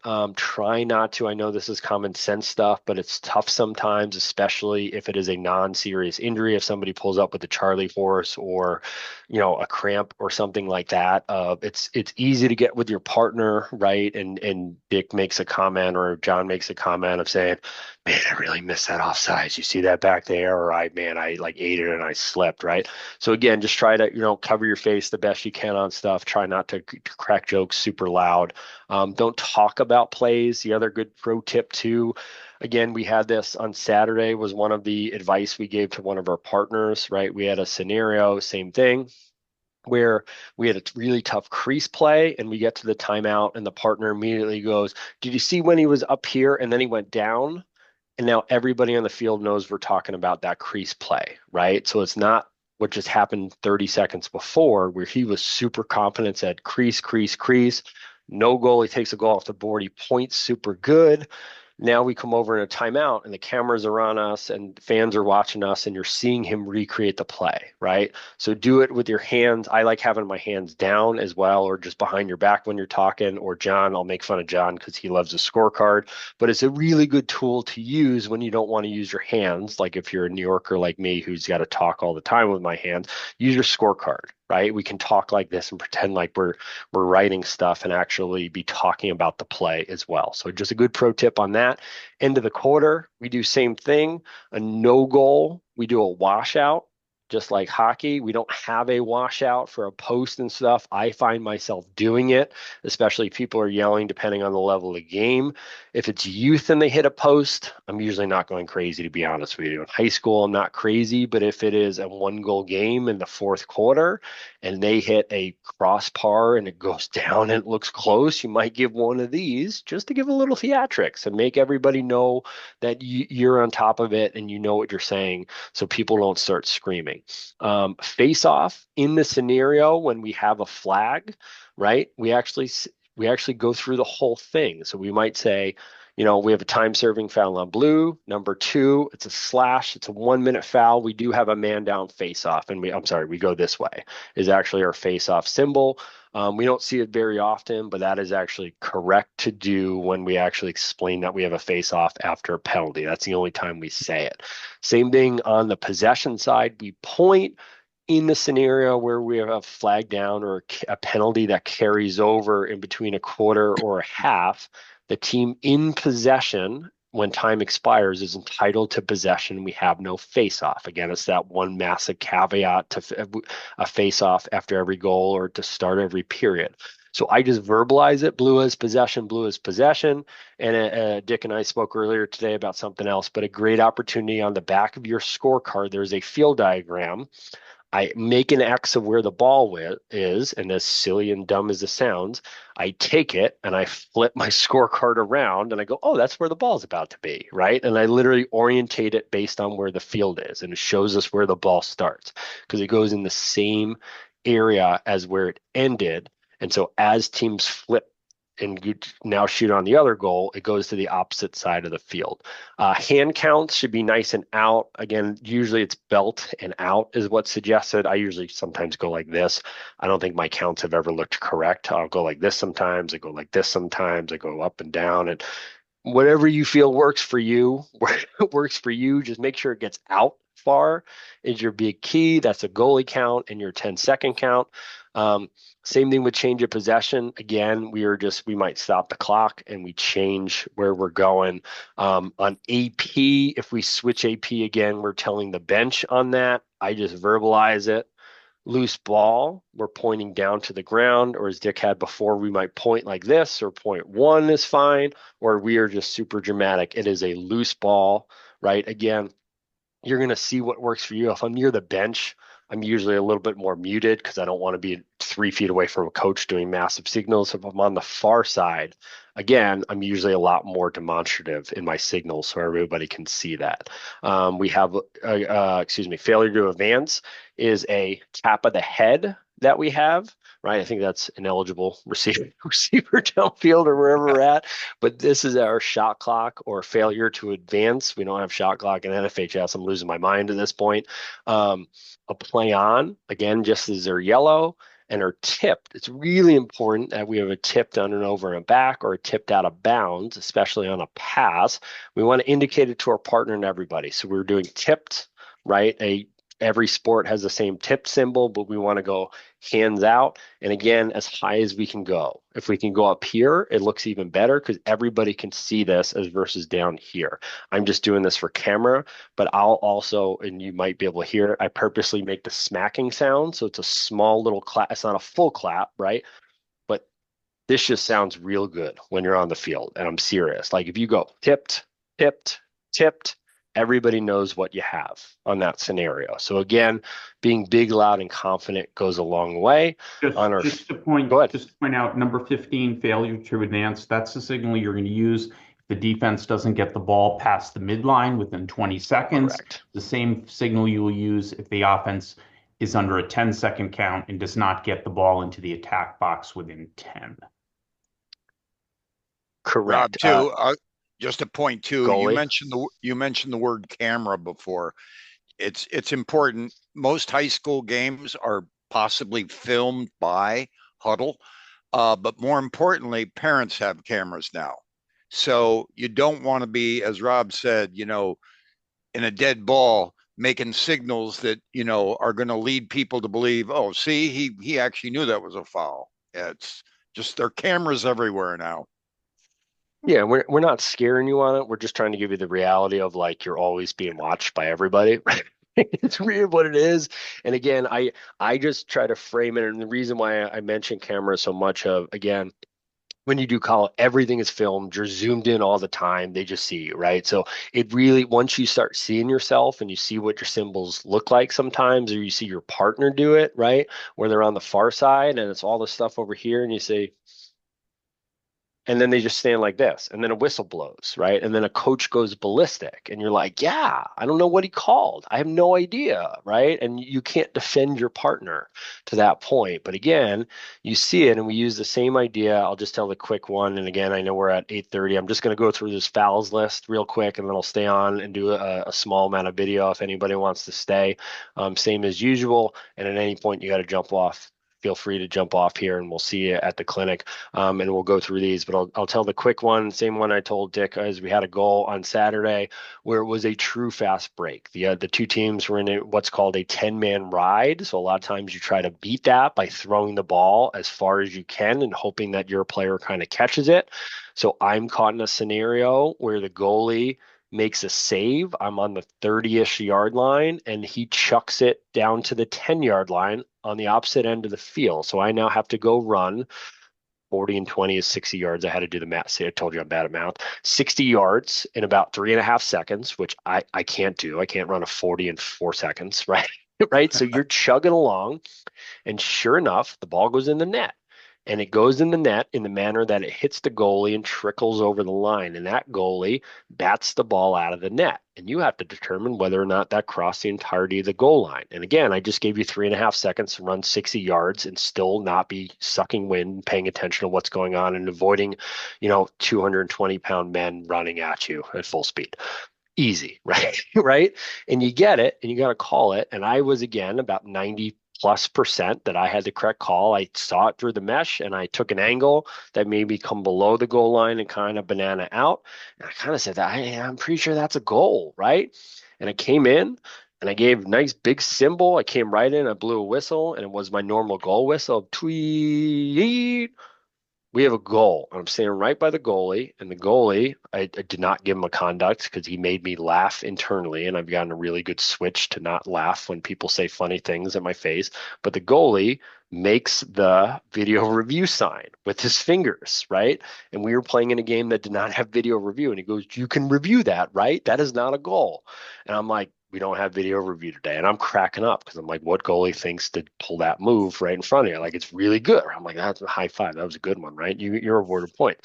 And again, partner comes over and goes, I have no idea what it was, but you made the most excellent, confident call. So we're going to go with it, obviously. We go, great.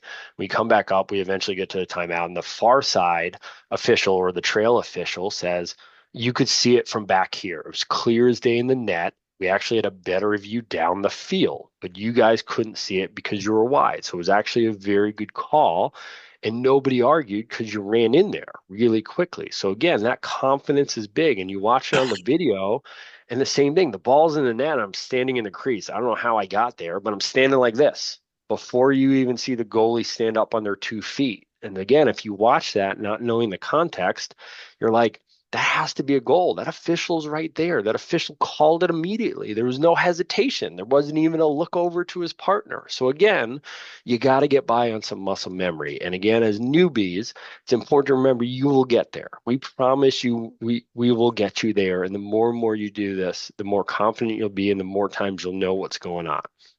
So with that said, we'll go through these quick. These are all in the book to again see, and if you're not watching Gordon's YouTubes, just to see these live.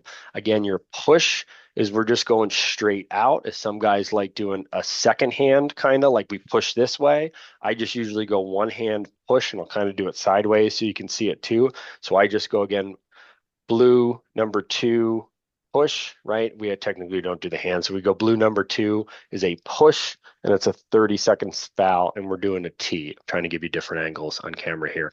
If it's a loose ball push, same thing. I'm going loose ball, I'm going push, and then I'm pointing straight out to my side. If we are over and back or a re-entry of the crease, meaning the goalie it comes out of the crease and goes back in, or a defenseman is initially outside the crease with possession, comes back in. We do a kind of a, I don't know, this is called a seesaw, right?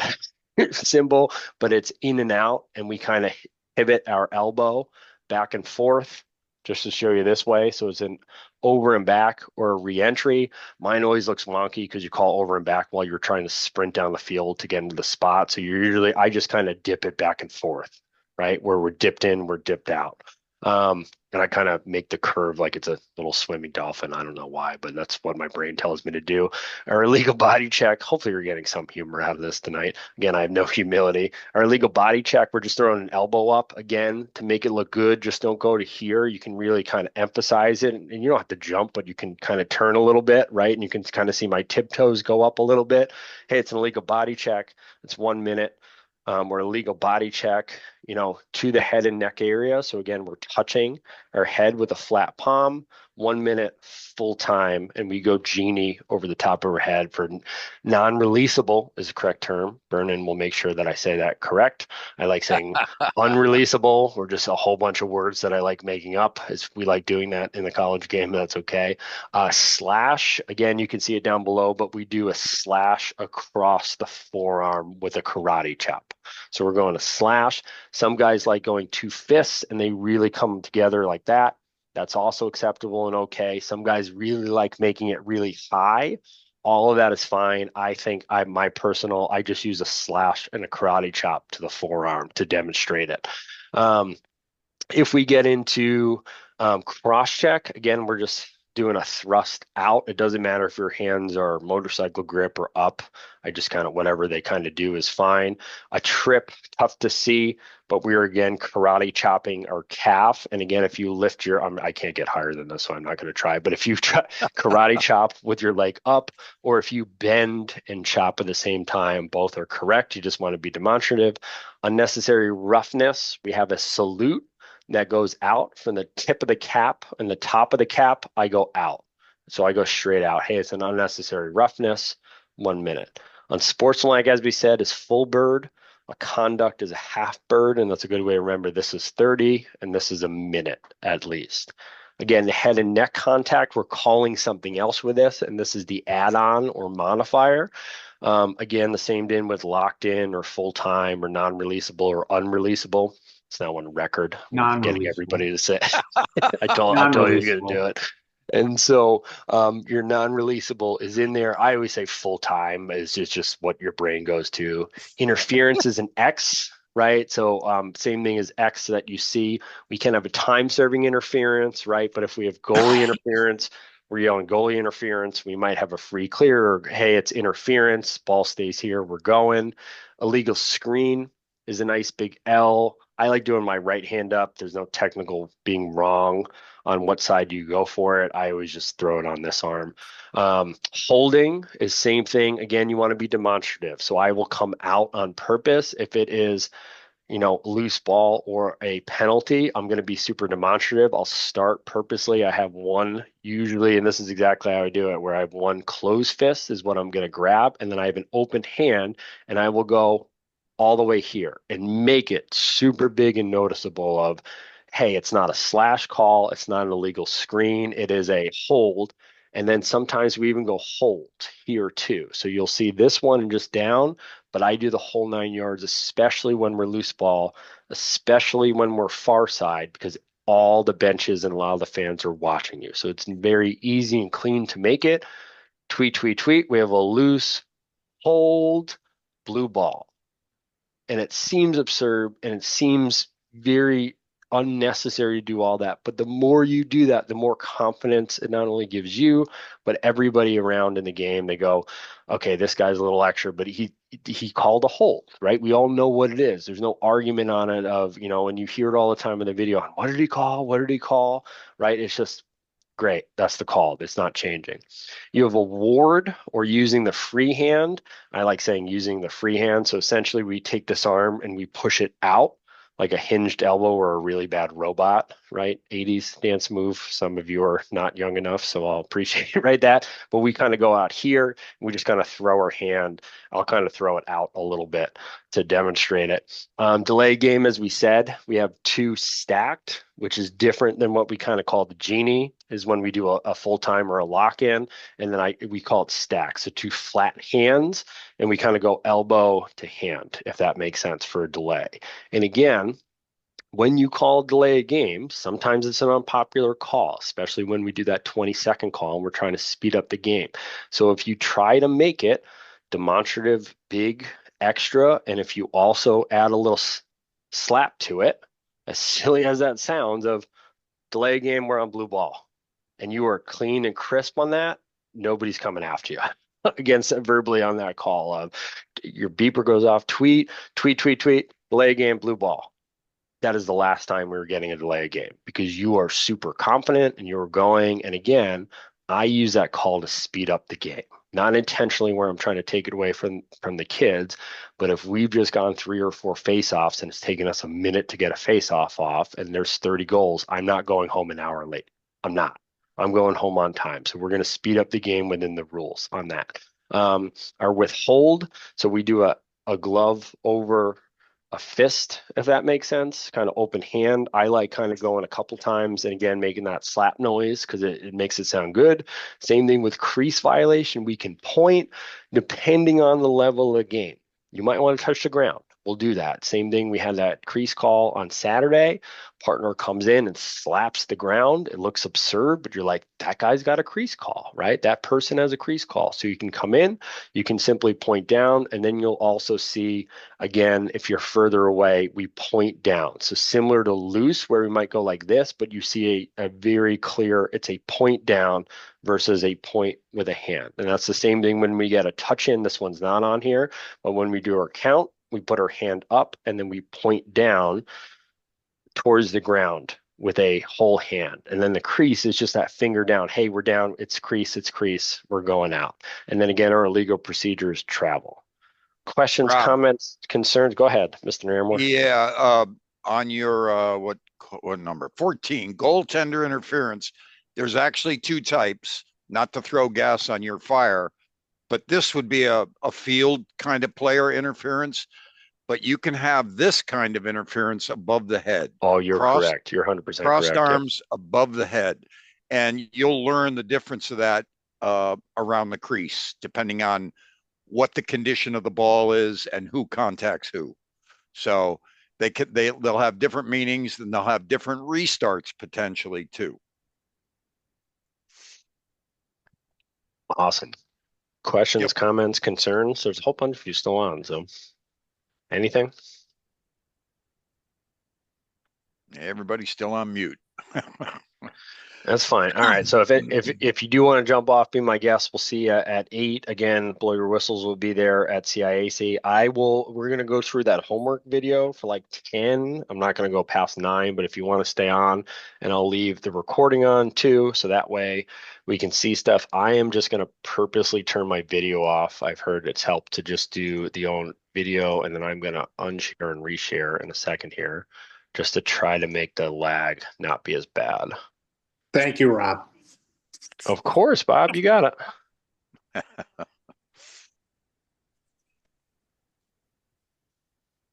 And so, again, I always say this, we use this every year, is we were fortunate enough from one of my former players who's now a coach down in Florida.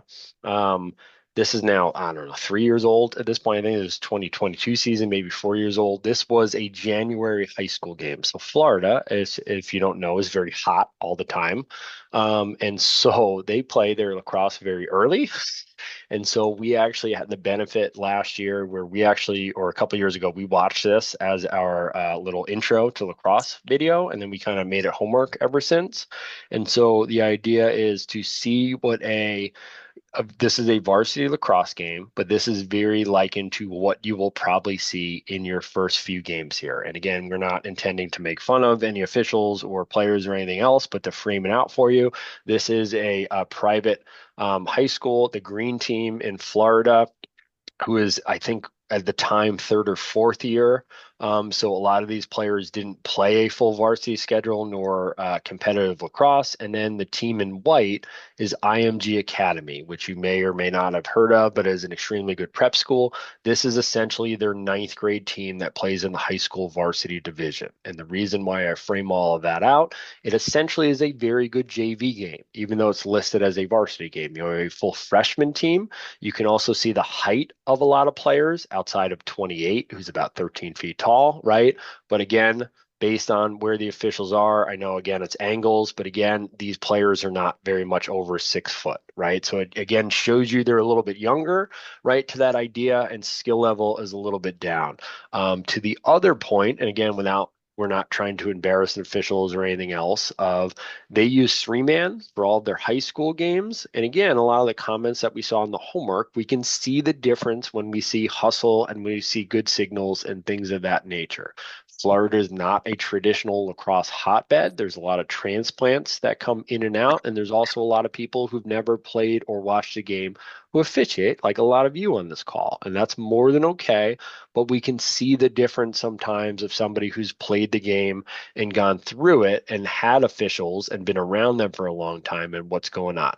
So I even start with, and again, feel free for any of you that are still on that want to throw a comment or a chat in. I'll pause, I promise, but I'll just kind of talk rapid fire on purpose here. But the general idea as well is simply that you will see the ball. And Dick, can you see my cursor at all? I can't remember the way I screen shared. Yes. Okay. And so you'll actually see the ball come in. So as simple as this is, I always pick up on this of we have 3 officials and nobody got a ball to start the game, right? So it doesn't seem like a big deal, but you're ready for a lineup. And now the first thing we do is pause and yell at somebody at the bench to help us with their job. So getting a ball before the game is important. It should be your job as a new official. And not because you're new, but because you're the umpire a lot of the times. And so the easiest thing to do when the referee's talking to the table or the coaches or anybody else, grab a ball, put in your pocket, listen to the national anthem, hand the ball to the referee. It's a really simple thing you can control and you can contribute to really early on. We still do it in the college game where, generally speaking, again, the referee is standing by themselves, and then you'd have a field judge and an umpire. We'll just assume this guy will be the field judge. And again, it's the low person on the totem pole for this particular game. Go get a ball. But you see the same thing of now we got to roll a ball in, and it just looks bad. If we drop it, now we have a second ball coming for an unbeknownst reason, right? And so the first thing that we start with, and again, I'll be my own peanut gallery here, of we should never touch the players if we can. We definitely should never kick the players, right? So the first face-off of the game, and again, everything is on video, as Dick said. Everything gets zoomed in. The first play of the game, we're 12 seconds in, we see the official kick a player. If I'm a coach, why didn't you kick their player too? That's my first comment, which is super accurate to what we're doing. Just tell them, move left. That's it. So anyway, we have it. I'll just lower the volume a little bit. So we have an initial push call. We have a lot going on in the first 12 seconds here. But we have this initial push call that occurs. Same thing. Gets pushed, gets held. The Vernon's point, we have one hand. And so now already we have a lot of things that go on. And we're in the first call here, right? We have a push call. Do we see anybody signal a push call, right? Is the first thing. So we go off here. We'll watch. We have 2 officials in frame. We got a small one, right? But we don't have a play on. We don't have a yellow light.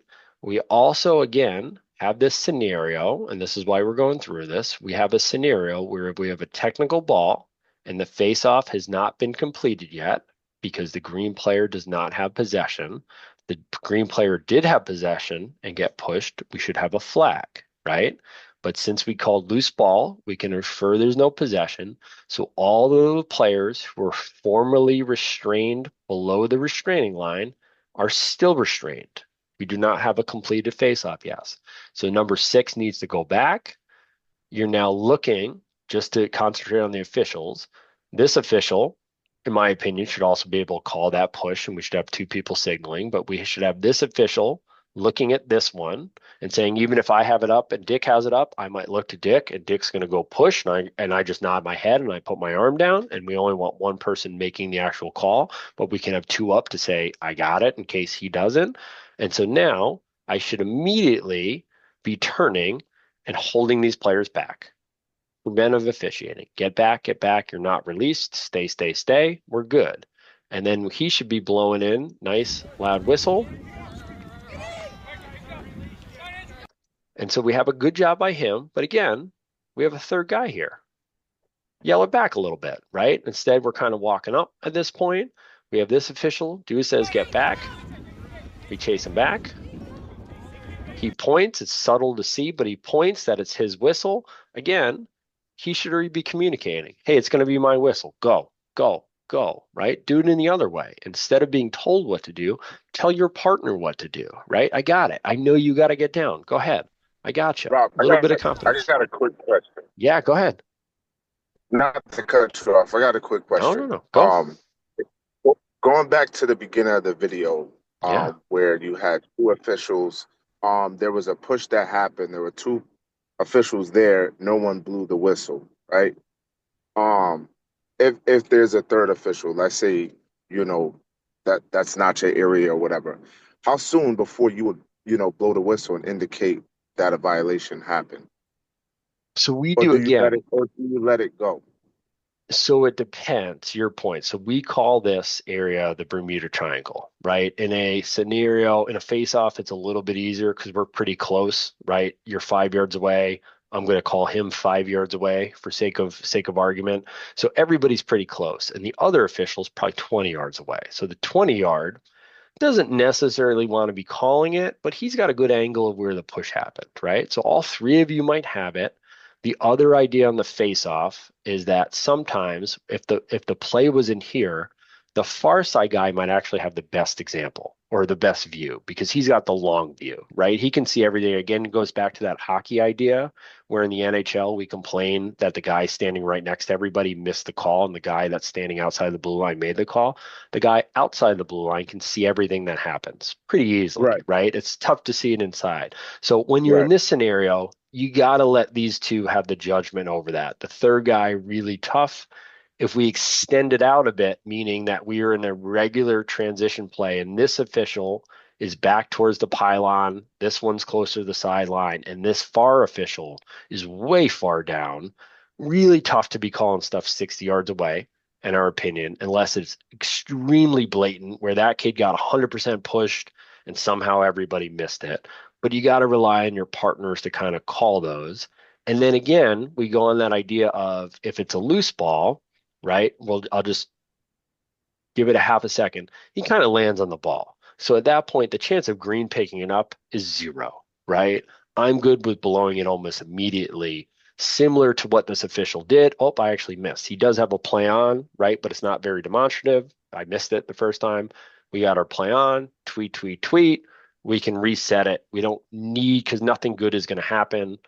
If we continue this play, Green's on top of the ball. White player is probably going to hit green player with his stick a couple times trying to get the ball. The ball is going to squirt out.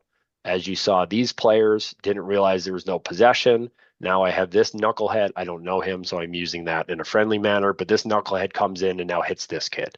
And now you got a whole bunch of nonsense, right? As versus tweet, tweet, tweet, it's green ball. And we just go. Make sense on that? Very good question, by the way. And Rob, what's your opinion on this position of this restart? Go ahead and play it. Yeah, he comes up a little bit as Rob. Are we good on that answer? I'm sorry. Yes. Yep. Nope, you're good. No problem. I just wanted to make sure. Yeah, I think he's up a little bit, right? No, the reason why I asked is because, coming from a basketball world and things like that, calling in somebody else's PCA, you kind of get like that, oh, stay out of my area, you know what I mean? And then you have those situations where you're so close up on a play that you may miss something, but somebody standing on the outside has a better view. So it's like, do you trust your partner, or what do you do in that scenario? Because obviously it's different on a lacrosse field. Yep. And remember, this is a really excellent point too, right? In this, I'm going to try to go back, and it's probably not going to get me to the exact spots. But if we go back to right, oh, come on now. So we go back right here, right? And this push happens in our game, being the high school game 2-man, talking about what you're going to be doing. Take this official out of the equation. This official doesn't exist in a 2-man. So this official is here for the face-off. You'd be in this spot all by yourself. And your other official is back. You can't see, way off the screen, another 5 to 10 yards to the right here. So to then go to the other point, instead of saying, well, this official's got a good view of this, right? We can see this right here. This is a really good lane to see it. You're all by yourself. And what is also occurring is you just got out of this, and let's just say these two players are right next to you. You might be, as silly as it sounds, and I'll just do a quick video so that way people can see me on the YouTube world. You might do, and I'm not making fun of you because I do this too, you might literally do one of these, right? And now my field of vision just moved a little bit to the right, and that kid got pushed, and I'm like, oh, crap, I missed it, right? So now to that point, because we're in this open area without really good vision lines, that far side guy might have to call it.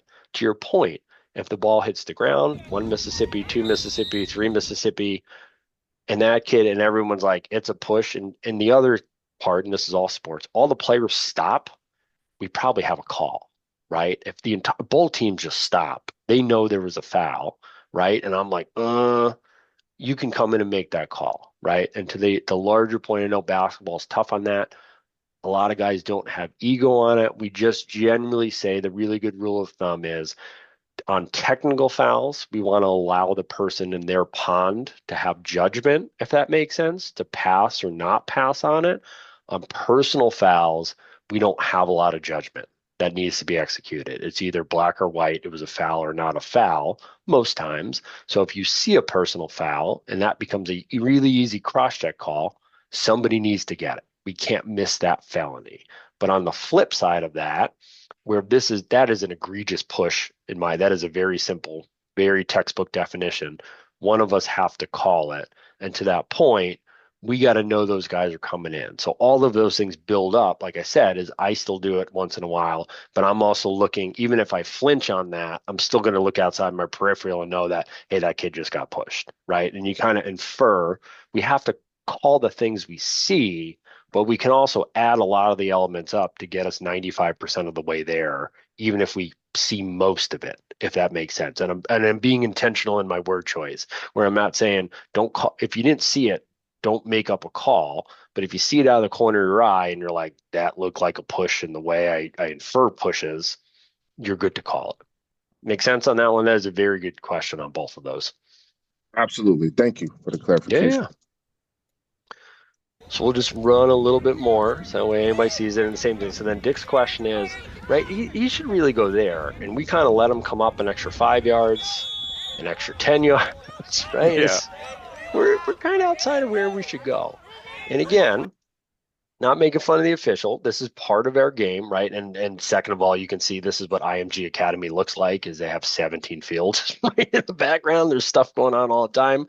And again, we know this official is a little mobily challenged, and that's all right, right? So the best you can do to get down there. But again, that restart, tell your partner to get down. Give him the chance to start running or jogging to his spot already so he gets to the 20 when you blow the whistle, instead of having him at the 40, or the opposite 40, and getting down.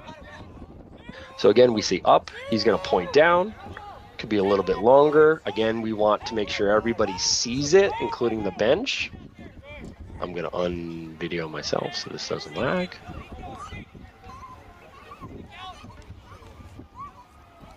Now again, why we use this game is there's not a ton of movement, right? There's a lot of isolation plays, one guy trying to beat one or two guys. You also clearly see white is a lot more skilled than green. It's not necessarily a bad thing. We'd like to see this official get down, especially in a 3-man, get down to the end line a little bit more. But we have a good long whistle with the rotation of the arm. We'd like to see this official get outside of the play, not be inside the play, or what we call getting lighthoused, meaning spun around, right? We pause it here. We have this official now outside the play. We're good. This official on the goal line. Again, where you feel comfortable, you're going to figure that out. It might be below it, might be above it, also depending on what's going on with the defenseman and attackman. Because if the ball goes to this attackman and they decide to again go underneath this defenseman, we're in a tough spot. We got to know how to backpedal out.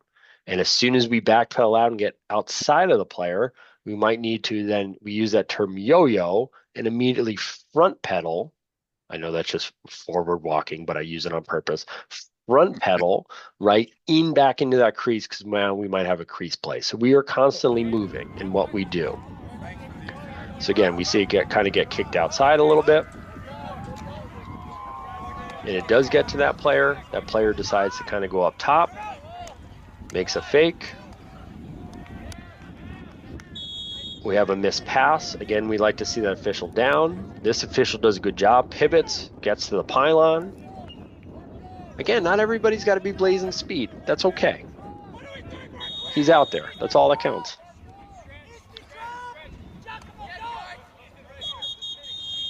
Now, again, we have the ball is out of bounds call. Where is this official calling that he stepped on the end line? If I'm a coach, you are not only, we'll count them together, 15, 10, 5, this is 0, and then 5 more yards is our end line. So he's 20 yards away. And again, if our field is 55 yards across, he's 20 yards from the end line. I'm not going to make you do Pythagorean theorem right now, but right? And if this is 25 yards and this is 25 yards, he's 40 yards away. And I'm paying him a full officials fee. That is a really tough call to make, in my opinion. It's not the wrong call, because we're going to watch it again here. Green has a little trouble on the clear, but is really tough for you to be able to see a white foot on a blue line on a green field 40 yards away. This camera, we could argue, is on the 40-yard line, so we're about 45 to 50 yards away. And did you see his foot on that line? You can't see my face right now, but it's not making a good face. It's a little tough. It's a little tough, right? And again, it happens sometimes we get out. But if we stay on that end line from the initial restart and we don't leave until the ball goes out, we're in a great spot. Coach can't argue.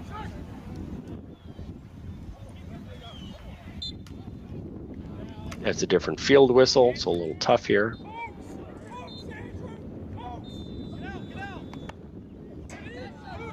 We see deflected again. This is going to be very similar to your JV games. A little bit of a wild swing, but we make stick contact. Player's not really controlling the ball. We got to watch for, hits in the back, out of bounds. We're unsettled. We're back in that Bermuda Triangle. Now we got a goalie save. We got a 4 count. We put a 20 count on at the same time.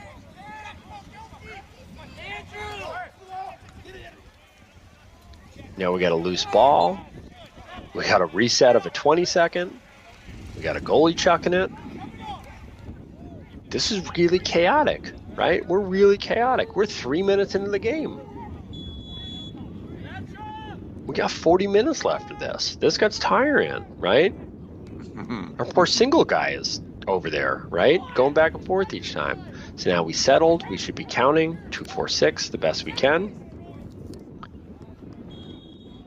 This is a little bit of an odd mechanic. In 3-man, the trail guy calls the sideline. In 2-man, that's your sideline as the trail. Right? We have a scenario already here. It was a good restart by White, paying attention. They are running in. The defense tried to change or wasn't paying attention. We get to a spot when he gets here at goal line, extended. he might get crushed. So we need to have our antennas up at that point. Defenseman fortunately takes a really bad angle and just misses the player, right? And is now on the other side. We now have a potential goal. But again, we might be looking for push. We might have a crease issue. We might have unnecessary illegal contact. We have a lot of stuff going in. Player finishes the goal.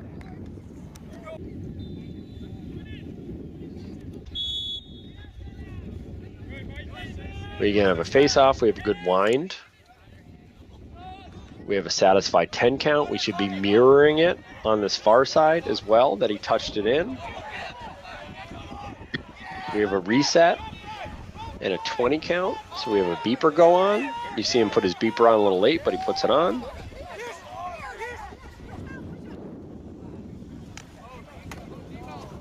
We have a hit in the back. I'm going to replay that one. Now again, we throw a flag in a technical or personal. So this also gives you a half a second in your brain to replay it. This is at least a push. We might call unnecessary or illegal. The player still has the ball, so we don't blow the whistle. Official does a good job. For the life of me, I don't know why he picked up his flag, but he picks up his flag, and then he signals that he's in for 10 counts. We have good stuff going on as well. We continue this. Do not pick up your flag. If you want to throw it a little closer, cool, but flag stays on the ground. Right? We actually have a good, he yells it. He yells green, push, or number 2, push, 30. So good can be a little bit more demonstrative. We can assume his partner gives him a head nod. Again, you can't see my face doing it on the video. Right? But then you have the scenario that he didn't get it, right? So they immediately zoom back to him and he didn't get the number. So you can be slow on it. You can make sure he gets it.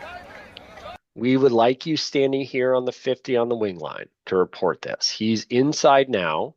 And now, again, this is my personal friend and the other coach, right? So he loves standing on the field. He's from Jersey. He's got an issue. It's okay.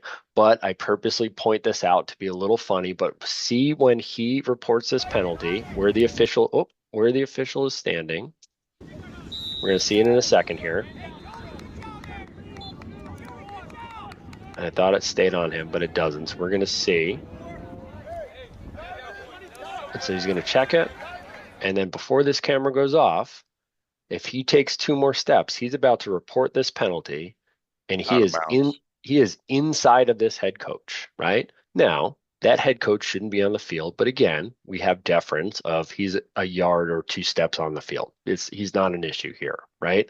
But the problem is he's looking at his players, trying to set up his defense. He's going to report the penalty. This referee's going to come back, and then he's going to ask him, what on earth did you just call on my kid, right? If he stands here and is loud, waits for people to clear, we also have a blue coach out of the table area, coach get out, coach get back on the sideline. We have a time serving foul on green. It is a push. My apologies. Coach get out of the area, coach get out of the area, coach get back on your sideline, right? We have a time serving foul on green. It is a push. It is 30 seconds. And then I always do reset the shot clock because I'm in college mode, but you get the idea, right? We command the field a bit, right? And we have, again, this is why we have 3-man in this scenario, so we can do this stuff. But instead, we got a coach yelling on the field. He's going to ask what the penalty is. He's going to ask the penalty, and they're probably not going to hear him because you got 7 players running in and out. Wait, clear them. Take your time. We can wait a second because what we saw when we go back in a good way, where is our other official?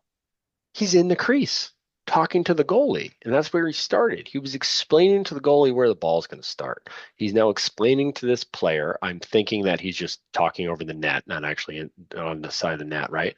But he's already setting up the field at this point. This other official, we should be down. Again, this is 3-man mechanic. He does point to him, right? But we should be down. This official should be restarting, right? Again, a little tough to tell you in like a 2-man, but again, we should be communicating all of this stuff. But you just heard, it's really tough to hear, I know I'm talking off it, but you just heard the microphones I'll replay it. We'll just go back one more time for this, and I'll turn it up to listen.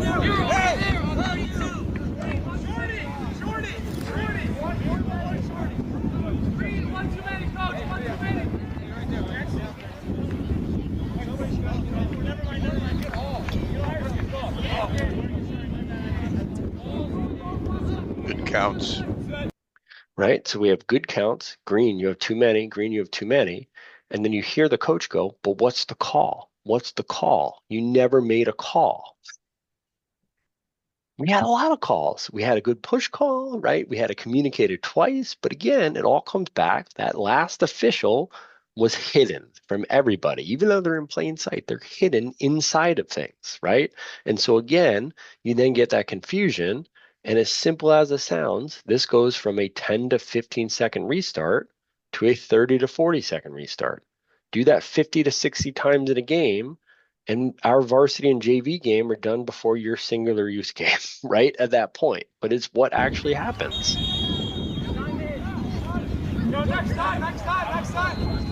And so we'll see a man up. Again, green has 5.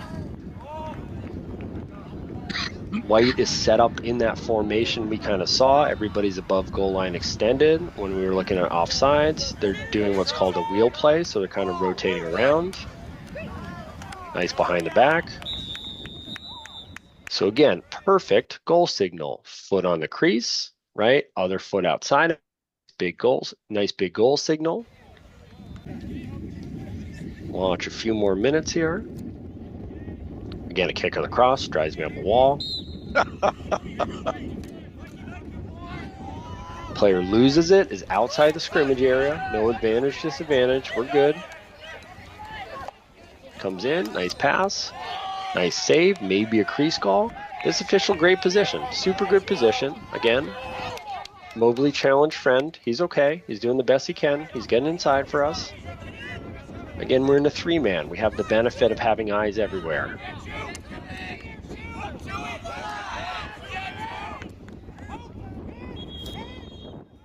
Different field. This is what, again, we call the lighthouse as we see it, not to make fun of people, but this is when you spin around as an official, we call that the lighthouse. We'll see it here again. You can see him come around. And he's a lighthouse, making sure all the rocks get light shown on them, and he's back to where he is, right? So we got a timeout call, right?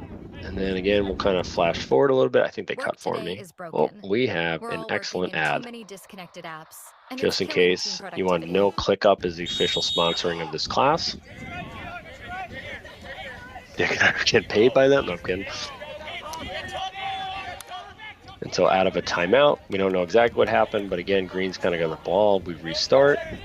Good positions by all, right? You see him coming in, doing a good job. He's coming outside the best he can.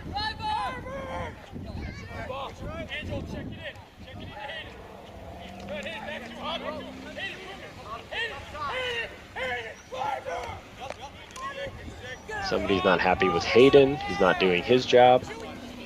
But again, a lot of stuff. We maybe have a hold. I think we're good. He's going to call, right?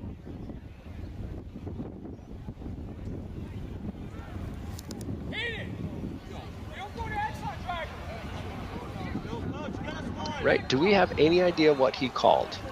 And the answer is not a lot, right? What we saw is there was a whole bunch of stuff that was super small, right? We see him. I think he's got loose. We have an illegal procedure. We see him talk to him. No idea. We see him go off the field. We see Green have the ball.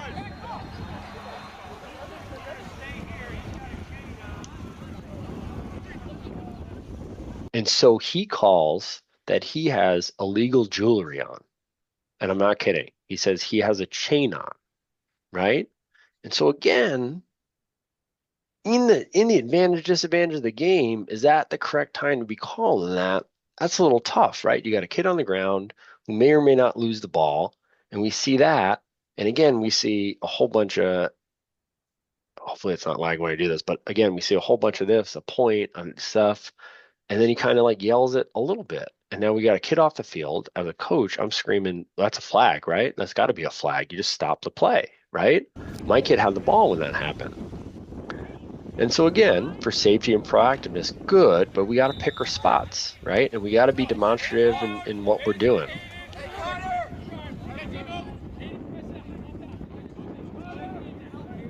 We talked about that earlier today, a little bit of a tough call with the jewelry things, right? Yeah.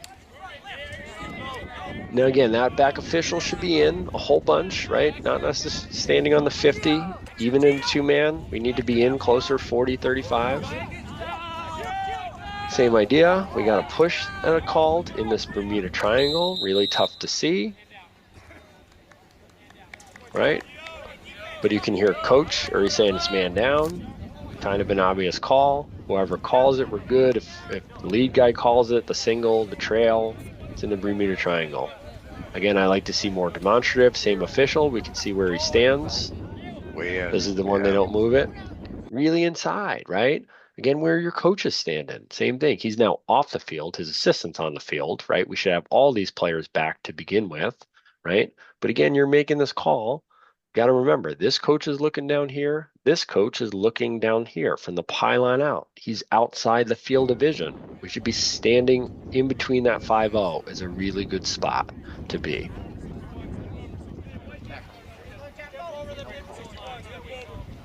Does a good job. Tells him go over the midfield line.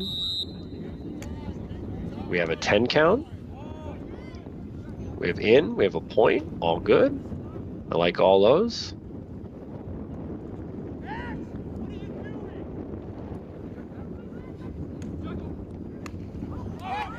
Now we have a deflected ball, right? So this is still a shot. This is kind of crazy. I'm going to pause it on purpose. The shot goes up, hits back because of the backspin, hits in the backfield. So we're good off of a shot, and then bounces back to the offensive half. And then kind of rolls really weird, back again. It's still a shot. So we have no counts. Now we redo a count since the offensive team picked it up. They throw it out. We do a good job. We point, up, out. We get to the pylon. All right, we'll watch the last minute here.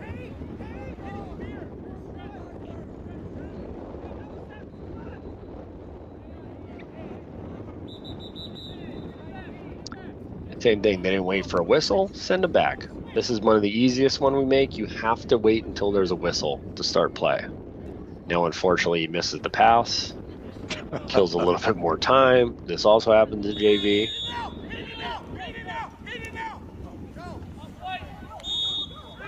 Very good verbal. Off-white. So it's green ball.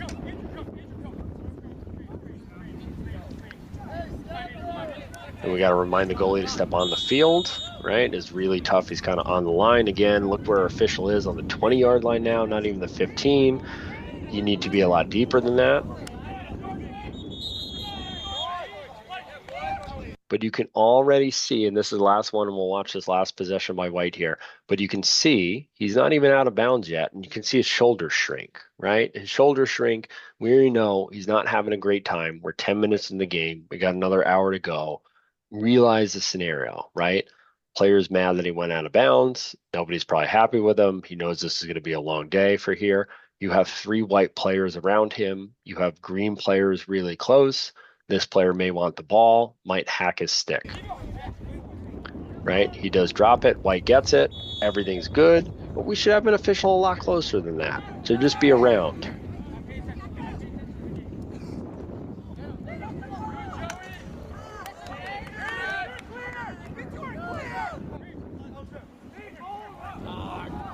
Right? And we throw it away. It's the same thing. And again, this is what's going to happen in JV. Right? And this can obviously happen. This is, again, a varsity game. This can happen on the lower levels, right? But again, we got to already be cognizant that 4 minutes in, Green's not having a great time, isn't having a lot of fun. And so they might start taking some shots, right? In certain areas. We got a good play on. Player stepped in the crease. A very quick play on at that, right? And we're out. a good point. And then we try to get out. And same kind of thing. A little bit of a turnover here.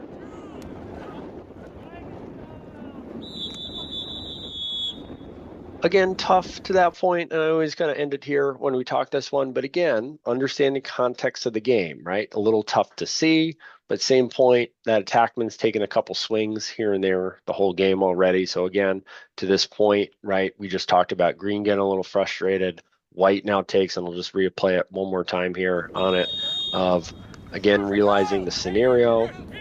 We're under a 20-second count. Green might get a little feisty. We see white do something a little egregious here, right? Pretty uncontrolled check. If it's a tight 2-2 game, we're probably not calling that. But I actually think a very good game management call, right, is, again, not that we want to just find and make stuff up on white, but we do want to set a tone of, hey, we don't want green getting out of hand, and we want to keep white in check too, because it's probably, and it does end up, white is going to win by a lot. So let's get them early, and let's say, hey, we're not going to take that. So with that as well, you guys have this YouTube link, so feel free to watch more of it. At that point, thanks for the few of you that stayed on here. I'll stop recording. If you got any other questions, great. And anybody out there in YouTube world, thanks for watching.